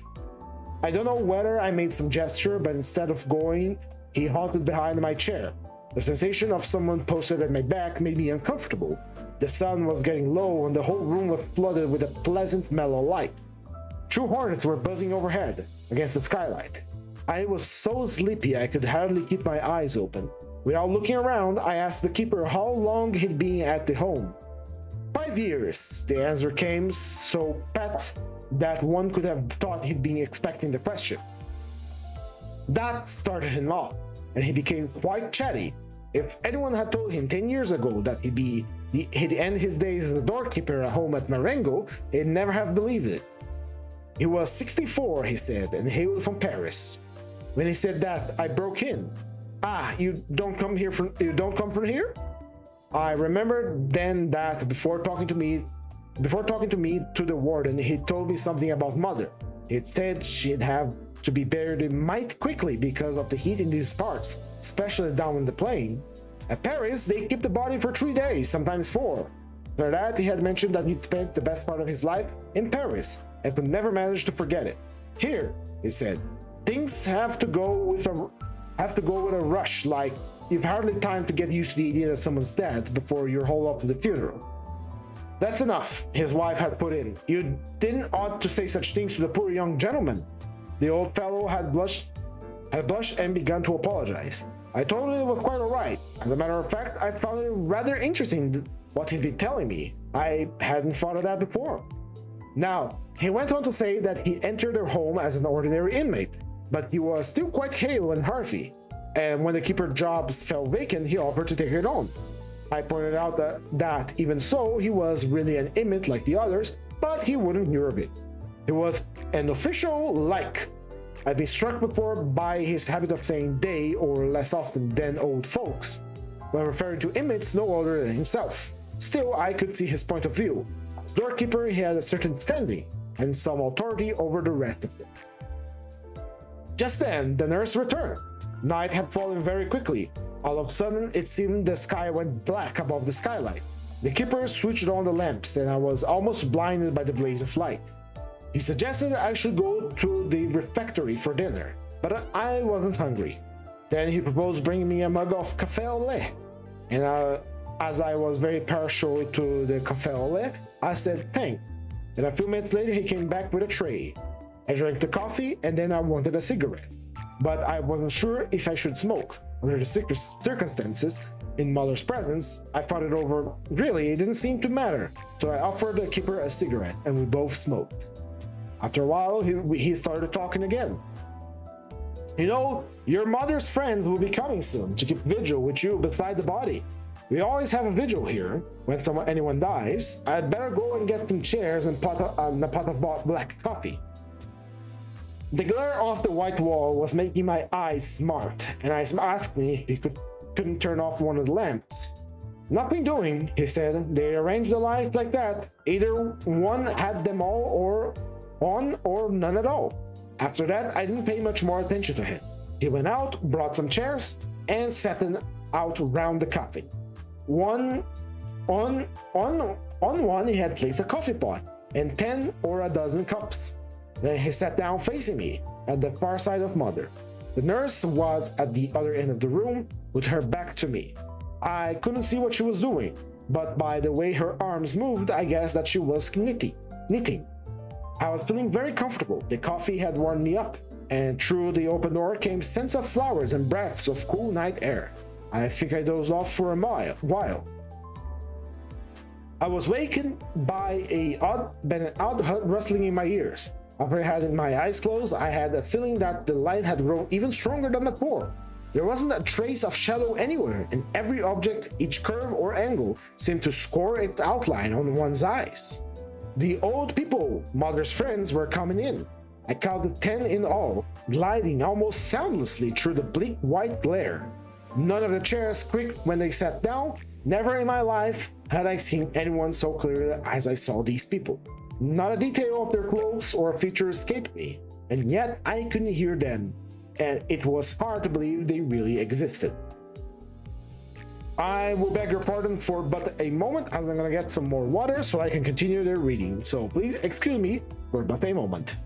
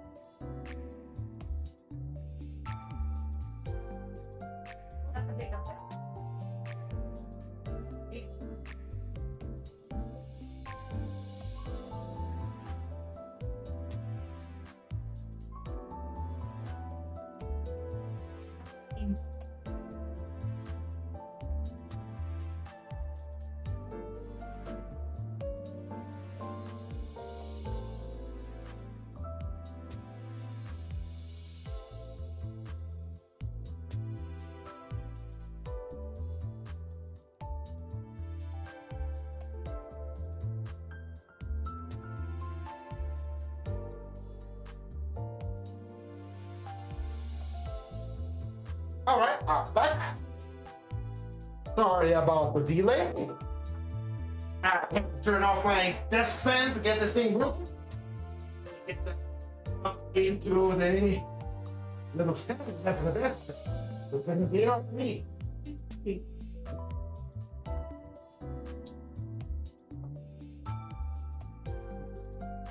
Here we go. Sorry about the delay. Nearly all the women wore aprons, and the strings drawn tight around their waists made their big stomachs bulge still more. I never yet noticed what big pouches old women usually have. Most of the men, however, were as thin as rakes, and they all carried sticks. What struck me most about their faces was that one couldn't see their eyes, only a dull glow in a sort of nest of wrinkles. On sitting down, they looked at me and wagged their heads awkwardly, their lips sucked in between their toothless gums. I couldn't decide if they were greeting me and tried to say something, or if it was due to some infirmity of age. I inclined to think that they were greeting me after their fashion, but it had a queer effect, seeing all those old fellows grouped around the keeper, solemnly eyeing me and dandling their heads from side to side. For a moment, I had an absurd impression that they had come to sit in judgment of me. A few minutes later, one of the women started weeping. She was in the second row and I couldn't see her face because of another woman in front. At regular intervals, she emitted a little choking sob. One had a feeling she would never stop. The others didn't seem to notice. They sat in silence, slumped in their chairs, staring at the coffin or at their walking sticks or any object just in front of them, and never took their eyes off it. And still the woman sobbed. I was rather surprised and didn't know who she was. I wanted her to stop crying, but dare not speak to her. After a while, the keeper bent toward her and whispered in her ear, but she merely shook her head, mumbled something I couldn't catch, and went on sobbing as steadily as before. The keeper got up and moved his chair beside mine. First, he kept silent. Then, without looking at me, he explained. She was devoted to your mother. She says your mother was her only friend in the world, and now she's all alone. I had nothing to say, and the silence lasted quite a while. Presently the woman sighed and sobs became less frequent, and after blowing her nose and snuffling for some minutes, she too fell silent. I'd ceased feeling sleepy, but I was very tired and my legs were aching badly, and now I realized that the silence of these people was telling on my nerves. The only sound was a rather queer one, came only now and then, and at first I was puzzled by it. However, after listening attentively, I guessed what it was. The old men were sucking at their insides of their cheeks, and this caused the odd wheezing noise that had mystified me. They were so much absorbed in their thoughts that they didn't know what they were up to. I even had an impression that the dead body in their midst meant nothing at all to them, but now I suspect that I was mistaken about this. We all drank the coffee, which the keeper handed around. After that, I can't remember much. Somehow the night went by. I can recall only one moment. I had opened my eyes and I saw the old man sleeping hunched up on their chairs, with one exception. Resting his chin on his hands, clasped around his stick, he was staring hard at me, as if he had been waiting for me to wake. Then I fell asleep again. I woke up there for a bit because the ache in my legs had developed into a sort of cramp. There was a glimmer of dawn above the skylight. A minute or two later, one of the old men woke up and coughed repeatedly. He spat into a big check handkerchief, and each time he spat, it sounded as if he were retching. This woke up the others, and the keeper told them it was time to make a move. They all got up at once. Their faces were ashen gray after the long, uneasy vigil. To my surprise, each of them shook hands with me, as though this night together in which we hadn't exchanged a word had created a kind of intimacy between us. I was quite done in. The keeper took me into his room, and I tired myself up a bit. He gave me some more white coffee, and it seemed to do me good. When I went out, the sun was up and the skies mottled red above the hills between Marengo and the sea. A morning breeze was blowing, and it had a pleasant salty tang. There was the promise of a very fine day. I hadn't been in the country for ages, and I caught myself thinking what an agreeable walk I would have had if it hadn't been for Mother. As it was, I waited in the courtyard under a plane tree. I sniffed the smells of the cool earth and found I wasn't sleepy anymore. Then I thought of the other fellows in the office. At this hour, they'd be getting up preparing to go to work. For me, this was always the worst hour of the day. I went on thinking like this for 10 minutes or so. Then the sound of a bell inside the building attracted my attention. I could see movements behind the windows. Then all was calm again. The sun had risen a little higher and was beginning to warm my feet. The keeper came across the yard and said the warden wished to see me. I went to his office and he got me to sign some document. I noticed that he was in black with pinstripe trousers. He picked up the telephone receiver and looked at me.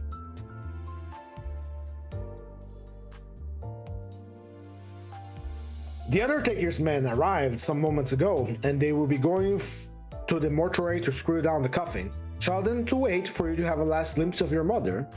No, I said. He spoke into the receiver, lowering his voice. That's all right, Figiak. Tell the man to go there now. He then informed me that he was going to attend the funeral, and I thanked him. Sitting down behind the desk, he crossed his short legs and leaned back. Beside the nurse on duty, he told me he and I would be the only mourners at the funeral.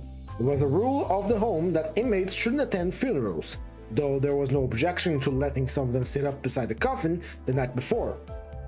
It's for their own sakes, he explained, to spare their feelings, but in this particular instance, I've given permission to an old friend of your mother to come with us. His name is Thomas Perez. The warden smiled. It's a rather touching little story in its way. He and your mother had become almost inseparable. The other old people used to tease Perez about having a fiancée. When are you going to marry her? They'd ask. It turned it with a laugh, and it was a thinning joke, in fact. So, as you can guess, he feels very badly about your mother's death. I thought I couldn't decently refuse him permission to attend the funeral, but on our medical officer advice, I forbade him to sit up beside the body last night. For some time, we sat there without speaking. Then the warden got up and went to the window. Presently, he said, "Ah, there's the padre from Marengo. He's a bit ahead of time. He warned me that it would take us a good 3/4 of an hour walking to the church, which was in the village. Then he went downstairs. The priest was waiting just outside the mortuary door. With him were 2 acolytes, of whom had a censer. The priest was stooping over him, adjusting the length of the silver chain on which it hung.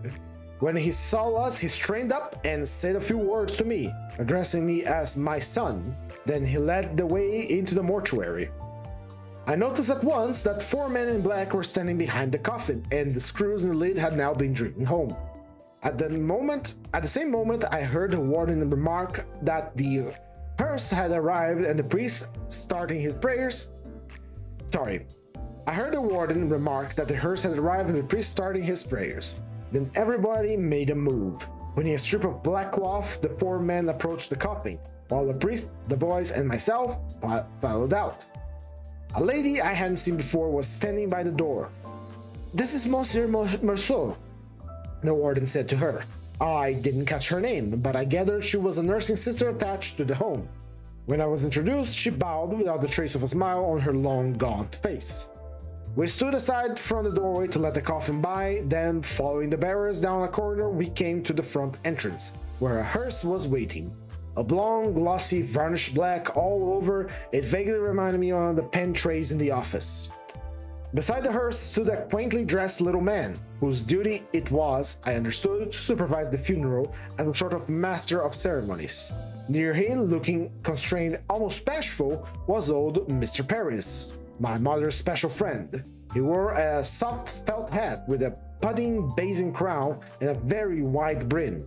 He whisked it off the moment the coffin emerged from the doorway, trousers that concertinaed on his shoulders, a black tie much too small for his high white double collar. Under a bulbous, pimply nose, his lips were trembling. But what caught my attention most was his ears, pendulous, scarlet ears that showed up like blobs of sealing wax on the parlor of his cheeks and were framed in wisps of silk white hair.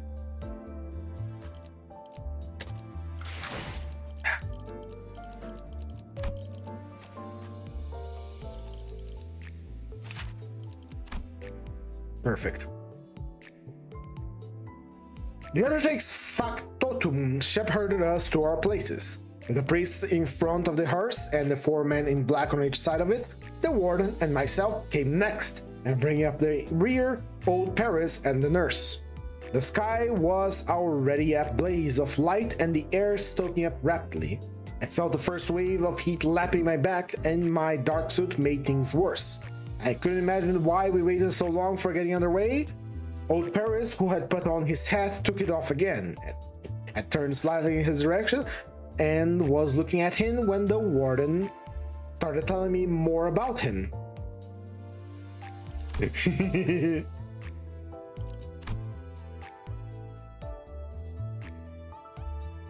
I remember his saying that old Paris and my mother used to often to have a longer stroll together in the cool of the evening. Sometimes they went as far as the village, accompanied by a nurse, of course. I looked at the countryside, at the long lines of cypresses sloping up toward the skyline and the hills, the hot red soil dappled with vivid green, and here and there a lonely house sharply outlined against the light, and I could understand mother's feelings. Evenings in these parts must be a sort of mournful solace. Now, in the full glare of the morning sun, with everything shimmering in the heat haze, there was something inhuman, discouraging about this landscape. At last, we made a move. Only then I noticed that Paris had a slight limp.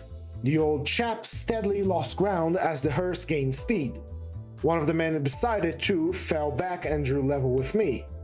I was surprised to see how quickly the sun was climbing up in the sky, and just then it struck me for quite a while the air had been throbbing with the hum of insect and the rustle of grass warming up. Sweat was running down my face. As I had no hat, I tried to fan myself with my handkerchief. The Undertaker's man turned to me and said something that I didn't catch. At the same time, he wiped the crown of my head with a handkerchief that he held in his left hand, while with his right he tilted up his hat and asked him what he'd said. He pointed upward. "Sounds pretty dirty today, ain't it?" "Yes," I said. After a while, he asked, "Is it your mother we're burying?" "Yes," I said it again. "What was her age?" "Well, she was getting on." As a matter of fact, I didn't know exactly how old she was. After that, he kept silent. Looking back, I saw Paris limping along some 50 yards behind. He was swinging his big felt hat at arm's length, trying to make the pace. I also had a look at the warden. He was walking with carefully measured steps, economizing every gesture. Beads of perspiration glistened on his forehead, but he didn't wipe them off. I had an impression that our little procession was moving slightly faster. Whenever I looked, I saw the sun-drenched countryside, and the sky was so dazzling that I dared not raise my eyes. Presently, we struck a patch of freshly tarred road. A shimmer of heat played over it, and 1 feet squelched at each step, leaving bright black gashes in front. The coachman's glossy black hat looked like a lump of the same sticky substance. Poised above the hearse, sorry, I'm gonna cut this on the video later. A shimmer of heat played over it, and 1 feet squelched at each step, leaving bright black lashes in front. In front, the coachman's glossy black hat looked like a lump of the same sticky substance, poised above the hearse. It gave one queer, dream-like impression, that blue-white glare overhead and all this blackness round one. The slick black of the hearse, the dull black of the men's clothes, and the silvery black gashes in the road. And then there were the smells. Smells of hot leather and horse dung from the hearse, vined with whiffs of incense smoke. What with these and the hangover from poor night's sleep, I found my eyes and thoughts growing blurred. I looked back again. Paris seemed very far away now, almost hidden by the heat haze. Then abruptly, he disappeared altogether. After puzzling over it for a bit, I guessed that he had turned off the road into the fields. Then I noticed there was a bend on the road a little way ahead. Obviously, Paris, who knew the district well, had taken a shortcut, so as to catch up with us. He rejoined us as soon as we were around the bend, then began to lose ground again. He took another shortcut and met us again farther on. In fact, this happened several times during the next half hour. But soon I lost interest in his movements. My temples were throbbing and I could hardly drag myself along. After that, everything went with a rush, and also with such precision and matter-of-factness that I remember hardly any details. Except that when we were on the outskirts of the village, the nurse said something to me. Her voice took me by surprise. I didn't match her face at all. It was musical and slightly tremulous. What she said was, "If you go too slowly, there's the risk of a heat stroke. But if you go too fast, you perspire and the cold air in the church gives you a chill." I saw her point. Either way, one was in for it. Some other memories of the funeral have stuck in my mind. The old boy's face, for instance, when he caught up with us for the last time, just outside the village, his eyes were streaming with tears, of exhaustion or distress, or both together. But because of the wrinkles, they couldn't flow down. They spread out crisscrossed and formed a smooth gloss on the old worn face. And I can remember the look of the church, the villagers in the street, the red geraniums on the graves, Paris fainting fit. He crumpled up like a rag doll, then tawny red earth pattering on mother's coffin, the bits of white roots mixed up with it. The more people, voices, the wait outside the cafe for the bus, the rumble of the engine, and my little thrill of pleasure when we entered the first brightly lit streets of Algiers. I picture myself going straight to bed and sleeping 12 hours at a stretch. Part 2. By the way, we're gonna read up until page 23. This is page 14. Part 2. On waking, I understood why my employer had looked rather cross when I asked for my 2 days off. It's a Saturday day. I hadn't thought of this at the time. It only struck me when I was getting out of bed. Obviously, he had seen that it would mean me getting 4 days holiday straight off, and couldn't expect him to like that. Still, for one thing, it wasn't my fault if mother was buried yesterday and not today. And then again, I'd have had my Saturday and Sunday off in any case. But naturally, this didn't prevent me from seeing my employer's point. Getting up was an effort, as I had been really exhausted by the previous day's experiences. While shaving, I wondered how to spend the morning and decided that swim would do me good. So I caught the streetcar that goes down the harbor. It was quite like old times. A lot of young people were in the swimming pool, amongst them Marie Cardona, who used to be a typist at the office. I was rather keen on her in those days, and I fancy she liked me too. But she was with us so short a time that nothing came out of it. While I was helping her to climb onto a raft, I let my hand stray over her breast. Then she lay flat on the raft while I trod the water. After a moment, she turned and looked at me. Her hair was over her eyes and she was laughing. I clambered up on the raft beside her. The air was pleasantly warm, and half-jokingly I let my head sink back upon her lap. She didn't seem to mind, so I let it stay there. I had the sky full in my eyes, all blue and gold, and I could feel Marie's stomach rising and falling gently under my head. We must have stayed a good half hour on the raft, both of us half asleep, when the sun got too hot and she dived off and I followed. I caught up to her, put my arm around her waist, and we swam side by side. She was still laughing. While we were drying ourselves on the edge of the swimming pool, she said, "I'm browner than you." I asked her if she'd come to the movies with me that evening. She laughed again and said yes. If I'd take her to the comedy everybody was talking about, the one with Fernandel in it. When we had dressed, she stared at my black tie and asked if I was mourning. I explained that my mother had died. When? She asked, and I said, yesterday. She made no remark, though I thought she shrank away a little. I was just going to explain to her that it wasn't my fault, but I checked myself, as I remember having said the same thing to my employer, and realized that it sounded rather foolish. Still, foolish or not, somehow one can't help feeling a bit guilty, I suppose. Anyhow, by evening Mary had forgotten all about it. The film was funny in parts, but some of it was downright stupid. She pressed her leg against mine while we were in the picture house, and I was fondling her breast.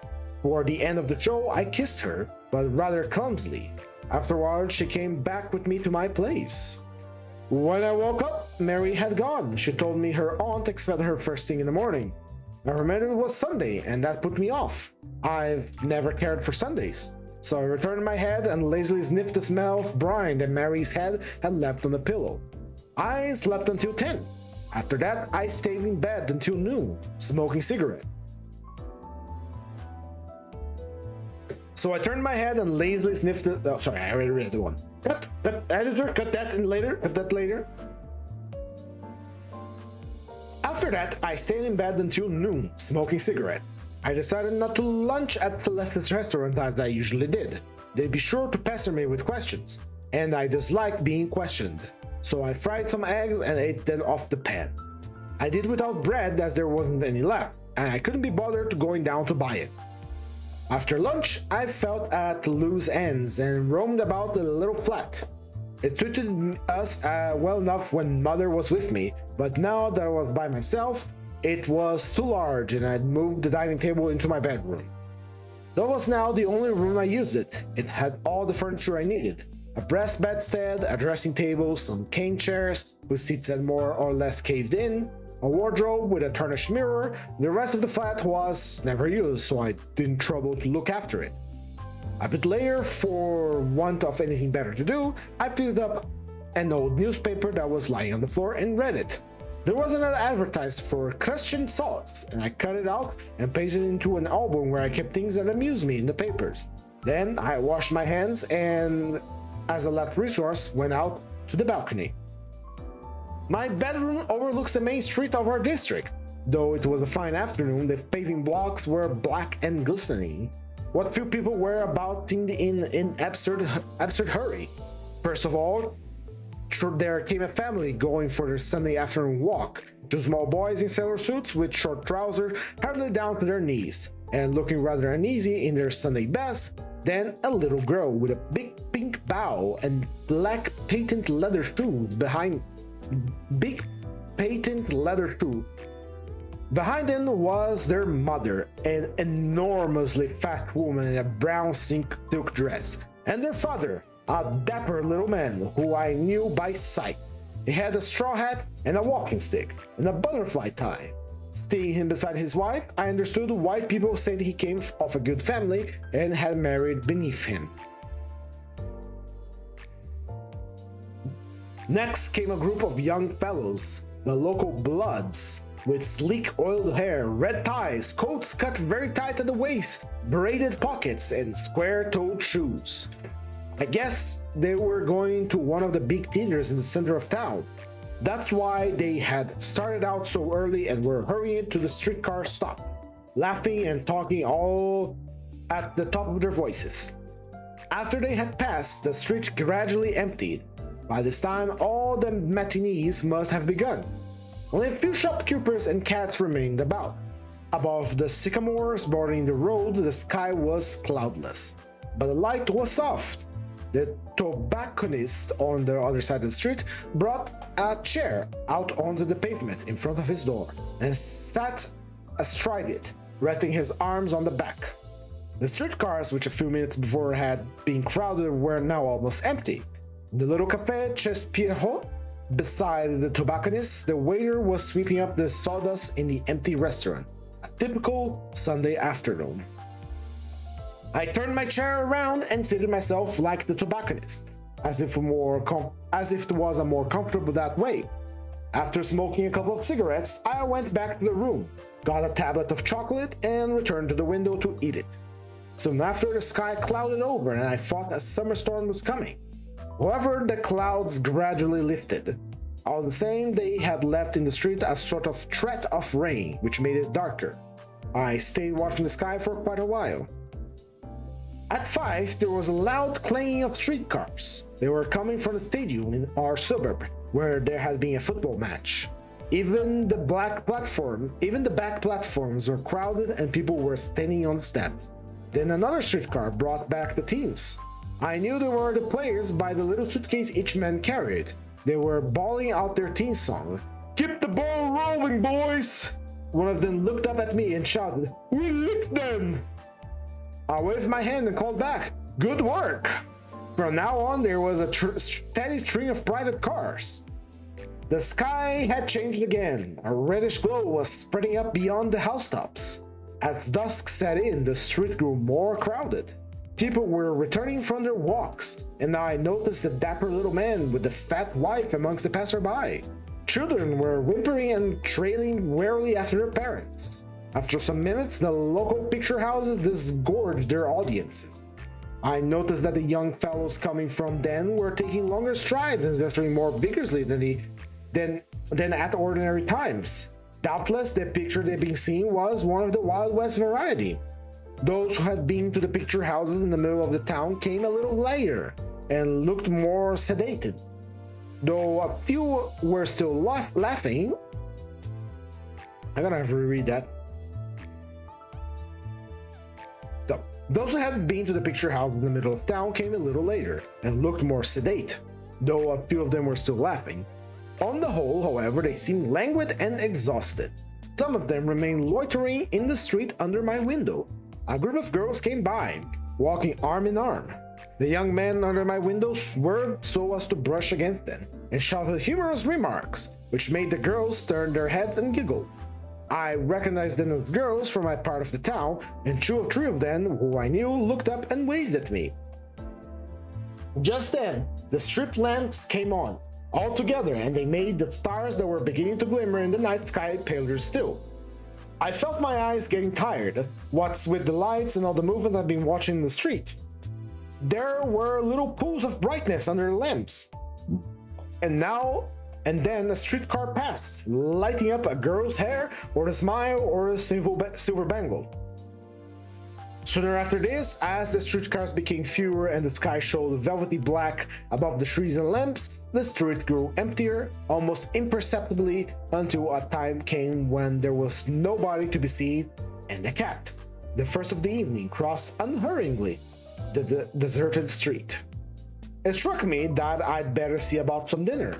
I had been leaning so long on the back of my chair, looking down that my neck hurt when I straightened myself up. I went down, bought some bread and spaghetti, did my cooking, and ate my meal standing. I intended to smoke another cigarette at my window, but the night had turned rather chilly, and I decided against it. As I was coming back after shutting the window, I glanced the mirror and saw reflected in a corner of my table with a spirit lamp and some bits of bread beside it. It occurred to me that somehow I'd gotten through another Sunday, that mother now was buried and tomorrow I'd be going back to work as usual. Really, nothing in my life had changed.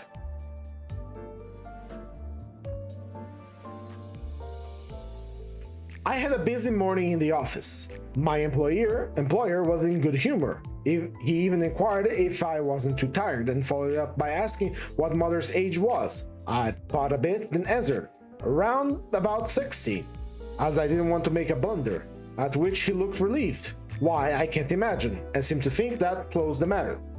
There was a pile of bills waiting. Sorry, cut that, editor, later. There was a pile of bills of lading waiting on my desk, and I had to go through them all.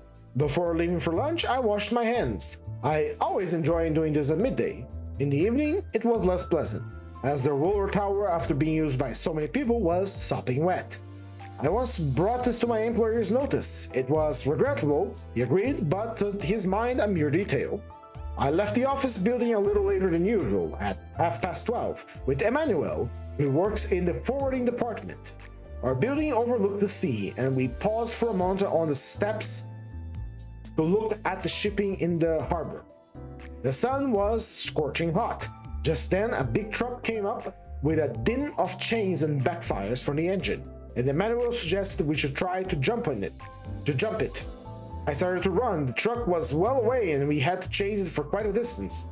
What with the heat and the noise from the engine, I felt half dazed. All I was conscious of was our mad rush along the waterfront, among cranes and winches, with dark holes of ships alongside and masts swaying in the offing. I was the first to catch up with the truck. I took a flying jump, landed safely, and helped Emmanuel to scramble in beside me. We were both of us out of breath, and the bumps on the truck on the roughly laid cobbles made things worse. Emmanuel chuckled and panted in my ear. "We've made it!" By the time we reached Celeste's restaurant, we were dripping with sweat. Celeste was at his usual place beside the entrance, with his apron bulging on his paunch, his white mustache well to the fore. When he saw me, he was sympathetic and hoped I wasn't feeling too badly. I said, "No, but I was extremely hungry." I ate very quickly and had some coffee to finish it up. Then I went to my place and took a short nap, as I drank a glass of wine too many. When I woke, I smoked a cigarette before getting off of bed. I was a bit late and had to run to the streetcar. The office was stifling, and I was kept hard at it all the afternoon. So it came as a relief when we closed down, and I was strolling slowly along the wharves in the coolness. The sky was green, and it was pleasant to be out of doors after the stuffy office. However, I went straight home, as I had to put some potatoes on to boil. The hall was dark, and when I was starting up the stairs, I almost bumped into old Salamano, who lived on the same floor as I. As usual, he had his dog with him. For 8 years, that two had been inseparable. Salamano's spaniel is an ugly brute, afflicted with some skin disease. Mange, I suspect. Anyhow, it has lost all its hair and its body is covered with brown scabs. Perhaps, though living in one small room cooped up with his dog, Salamano has come to resemble it. His snowy hair has gone very thin, and he has reddish blotches on his face, and the dog had developed something of its master's queer hunched-up gait. It always has its muzzle stretched far forward and its nose to the ground, but oddly enough, though so much alike, they detest each other. Twice a day at 11 and 6, the old fellow takes his dog for a walk, and for 8 years, that walk has never varied. You can see then in the Rue de Lyon, the dog pulling his master along as hard as he can, till finally the old chap misses a step and nearly falls. Then he beats his dog and they call it names. The dog cowers and lags behind, and his master turns to drag him along. Presently the dog forgets, starts tugging at the leash again, gets another hiding and more abuse. Then they halt on the pavement, the pair of them, and glare at each other. The dog with terror and the man with hatred in his eyes. Every time they're out, this happens. When the dog wants to stop at a lamppost, the old man won't let him, and drags him on, and the wretched spaniel leaves behind a trail of little droops. But if he does it in the room, it means they're hiding. It's been going on like this for 8 years, and Celeste always says it's a crying shame, and something should be done about it. But really, one can't be sure. When I met him in the hall, Salamano was bawling at his dog, calling him a bastard, a lousy mongrel, and so forth, and the dog was whining. I said, "Good evening," but the old fellow took no notice and went on cursing. So I thought I'd ask him what the dog had done. Again, he didn't answer, but went on shouting, "You bloody cur!" and the rest of it. I couldn't see very clearly, but he seemed to be fixing something on the dog's collar. I raised my voice a little without looking around. He mumbled in a sort of suppressed fury, "He's always in the way, blast him!" Then he started up the stairs, but the dog tried to resist and flattened itself out on the floor, so I had to haul it up on the leash and step by step. Just then, another man who lives on my floor came in from the street. The general idea hereabouts is that he's a pimp, but if you ask him what his job is, he says he's a warehouse man. One thing's sure, he isn't popular in our street. Still, he often has a word for me, and dropped in sometimes for a short talk in my room, because I listen to him. As a matter of fact, I find what he says quite interesting, so really I have no reason for freezing him off. His name is Sintes, Raymond Sintes. He's short and thick-set, has a nose like a boxer's, and always dresses very sprucely. He too once said to me, referring to Salamano, that it was a damned shame, and asked me if I wasn't disgusted by the way the old man served his dog. I answered, no. We went up the stairs together, Sintes and I, and when I was turning in at my door, he said, "Look here, how about having some grub with me? I'm a black pudding and some wine." Struck me that this would save me having to cook my dinner, so I said, "Thanks very much." Thanks very much. Take a sip of my Cuba Libre. He too was only one room and a little kitchen without a window. I saw a pink and white plaster angle above his bed and some photos of sporting champions and naked girls pinned to the opposite wall. The bed had been made and the room was dirty. He began by lighting a paraffin lamp, then fumbled in his pocket and produced a rather grimy bandage, which he wrapped around his right hand. I asked him what the trouble was, and he told me he'd be having a rough house with a fellow who had annoyed him. "I'm not one who looks for trouble," he explained. "Only I'm a bit short-tempered. That fellow said to me, challenging like, 'Come down off the streetcar if you're a man,' I says. 'You keep quiet and I am done with nothing to you.' Then he said, 'I hadn't any guts.' Well, then that settled it. I got down off the streetcar and I said, 'Hey, you better keep your mouth shut or I'll shut it for you. I'd like to see you try,' says he. Then I gave him one across the face and laid him out good and proper. After a bit, I started to help him get up, but all he did was to kick me from where he lay, so I gave him one more with my knee and a couple more swipes. He was bleeding like a pig when I was done with him. I asked him if he had enough, and he did yes." Sintes was busy fixing his bandage while he talked, and I was sitting on the bed. "So you see," he said, "it wasn't my fault. He was asking for it, wasn't he?" I nodded, and he added, "As a matter of fact, I rather want to ask your advice about something. Connect with the business. You've knocked out about the word a bit, and I dare say you can help me, and I'll be your pal for life. I'd never forget anyone who's done me a good turn." When I made no comment, he asked me if I'd like us to be pals. I replied that I had no objection, and that appeared to satisfy him. He got out the black pudding and cooked it in the frying pan, then laid it at the table, putting out 2 bottles of wine. While he was doing this, he didn't speak. We started dinner, and then he began telling me the whole story, hesitating a bit at first. There's a girl behind it, as usual. We slept together pretty regular. I was keeping her, and as a matter of fact, and she cost me a tidy sum. That fellow I knocked down is her brother. Noticing that I said nothing, he added that he knew what the neighbors said about him, but it was a filthy lie. He had his principles, like everybody else, and a job in a warehouse.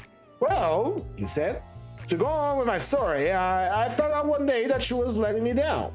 He gave her enough money to keep her going without extravagance, though he paid the rent of her room and 20 francs a day for food. 300 francs for rent and 600 for her grub, well, what a present thrown in now and then. A pair of stockings and whatnot, say 1,000 francs a month, but that was enough for my fine lady. She was always grumbling that she couldn't make both ends meet with what I gave her, so one day I says to her, look here, darling, why not get a job for a few hours a day? I make things easier for me too. I brought up you a new dress this month. I pay your rent and I give you 20 francs a day. But you go and waste your money at the cafe with a pack of girls, you give them coffee and sugar, and of course the money comes out of my pocket. I treat you on the square and that's how you pay me back. But she wouldn't hear of working, though she kept on saying she couldn't make do with what I gave her, and then one day I found out she was doing me dirty. Oh, hold on. Editor, that is me, cut that. Give them coffee and sugar, and of course the money comes out of my pocket. I treat you on the square and that's how you pay me back. But she wouldn't hear me of working. She kept on saying she couldn't make do with what I gave her, and then one day I found out she was doing me dirty. He went on to explain that he found a lottery ticket in her bag, and when he asked where the money came from to buy it, she wouldn't tell him. Then another time he found a pawn ticket for true bracelet that he never set eyes on. So I knew there was dirty work going on, and I told her that nothing more to do with her. But first I gave her a good hiding, and I told her some truths. I said that there was one thing interested her, and that was getting into bed with men whenever she had the chance. And I warned her straight, you'll be sorry one day, my girl, and we should got me back. All the girls on the street, they're jealous of your luck in having me to keep you. He'd beaten her till the blood came out. Before that, he'd never beaten her. Well, not hard, only affectionately, she howled for a bit, and I had to shut the window, and of course, it ended as per usual, but this time I'm done with her. Only to my mind, I ain't punished her enough, see what I mean? He explained that it was about this he wanted my advice. The lamp was smoking, and he stopped pacing up and down the room to lower the wick. I just listened, without speaking. I'd had a whole bottle of wine to myself and my head was buzzy. As I used up my cigarettes, I was smoking Raymond. Some late streetcars passed and the last noise of the street died off with them. Raymond went on talking. What bored him was that he had a sort of a leech on her, as he called it, but he was quite determined to teach her a lesson. His first idea, he said, had been to take her to a hotel and then call in the special police. He'd persuade them to put her on the register as a common prostitute, and that would make her wild. Then he'd look up some friends of his in the underworld, fellows who kept tarts what they could make out of them, but they had practically nothing to suggest. Still, as he pointed out, that sort of thing should have been right up their street. What's the good of being in that line if you don't know how to treat a girl who's let you down?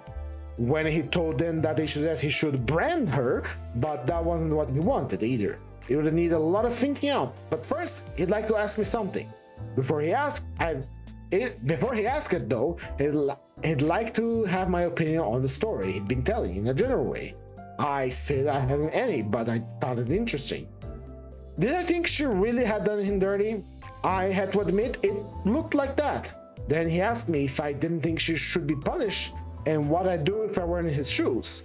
I told him one could never be quite sure how to act in such cases, but I quite understood his wanting her to suffer for it. I drank some more wine while Raymond lit another cigarette and began explaining what he's proposed to do.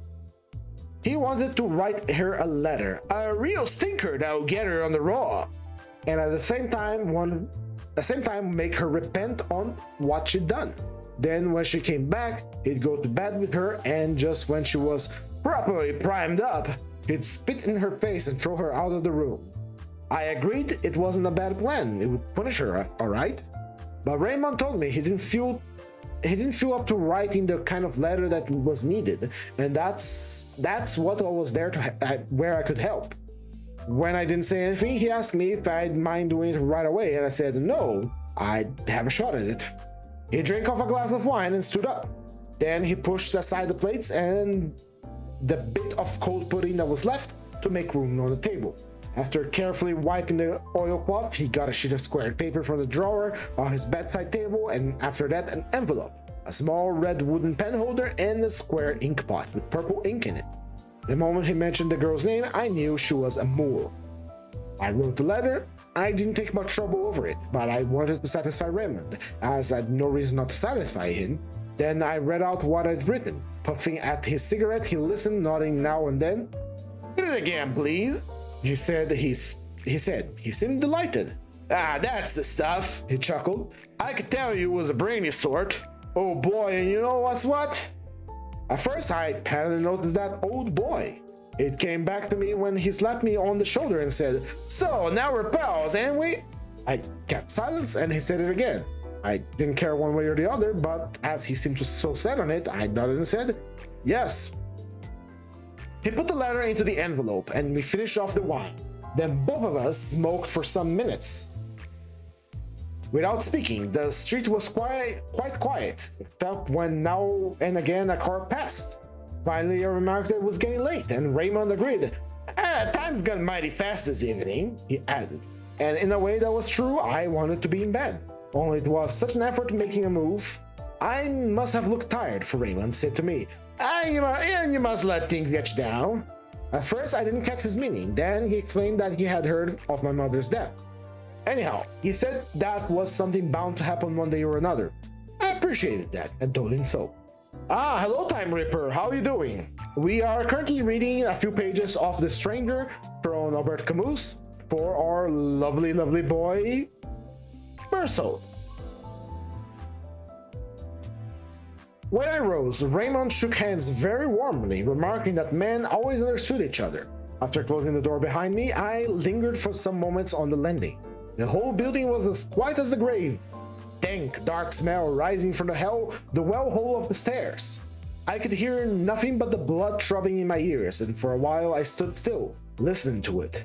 Then the dog began to moan in the old Salamano's room, and through the sleep-bound house, the little plaintive sound rose slowly, like a flower growing out of the silence and the darkness. This is page 23, and we are gonna stop here. By the way, Time Ripper, you just caught us at the end here. I thought I was gonna read to page 23, and this is page 23 where a new chapter starts, so we're gonna leave that for our next daily. So, with that said, ladies and gentlemen, I just got my Cuba Libre here, 1 second. Anyway, with our mirror dungeon complete and our book reading also complete, that is it for today. Thank you all so much for watching today's ID Studio and book reading. If you enjoyed the stream, please recommend it to your friends, and if you did not, recommend it to your enemies. Now, if you really like and wish to give some support to the channel here, please leave a like, a comment, subscribe, a follow on Twitch, all that good stuff. It helps like you wouldn't believe. Let's keep the algorithm pleased and all of that. With that said, thank you again, sweet kisses, and good night.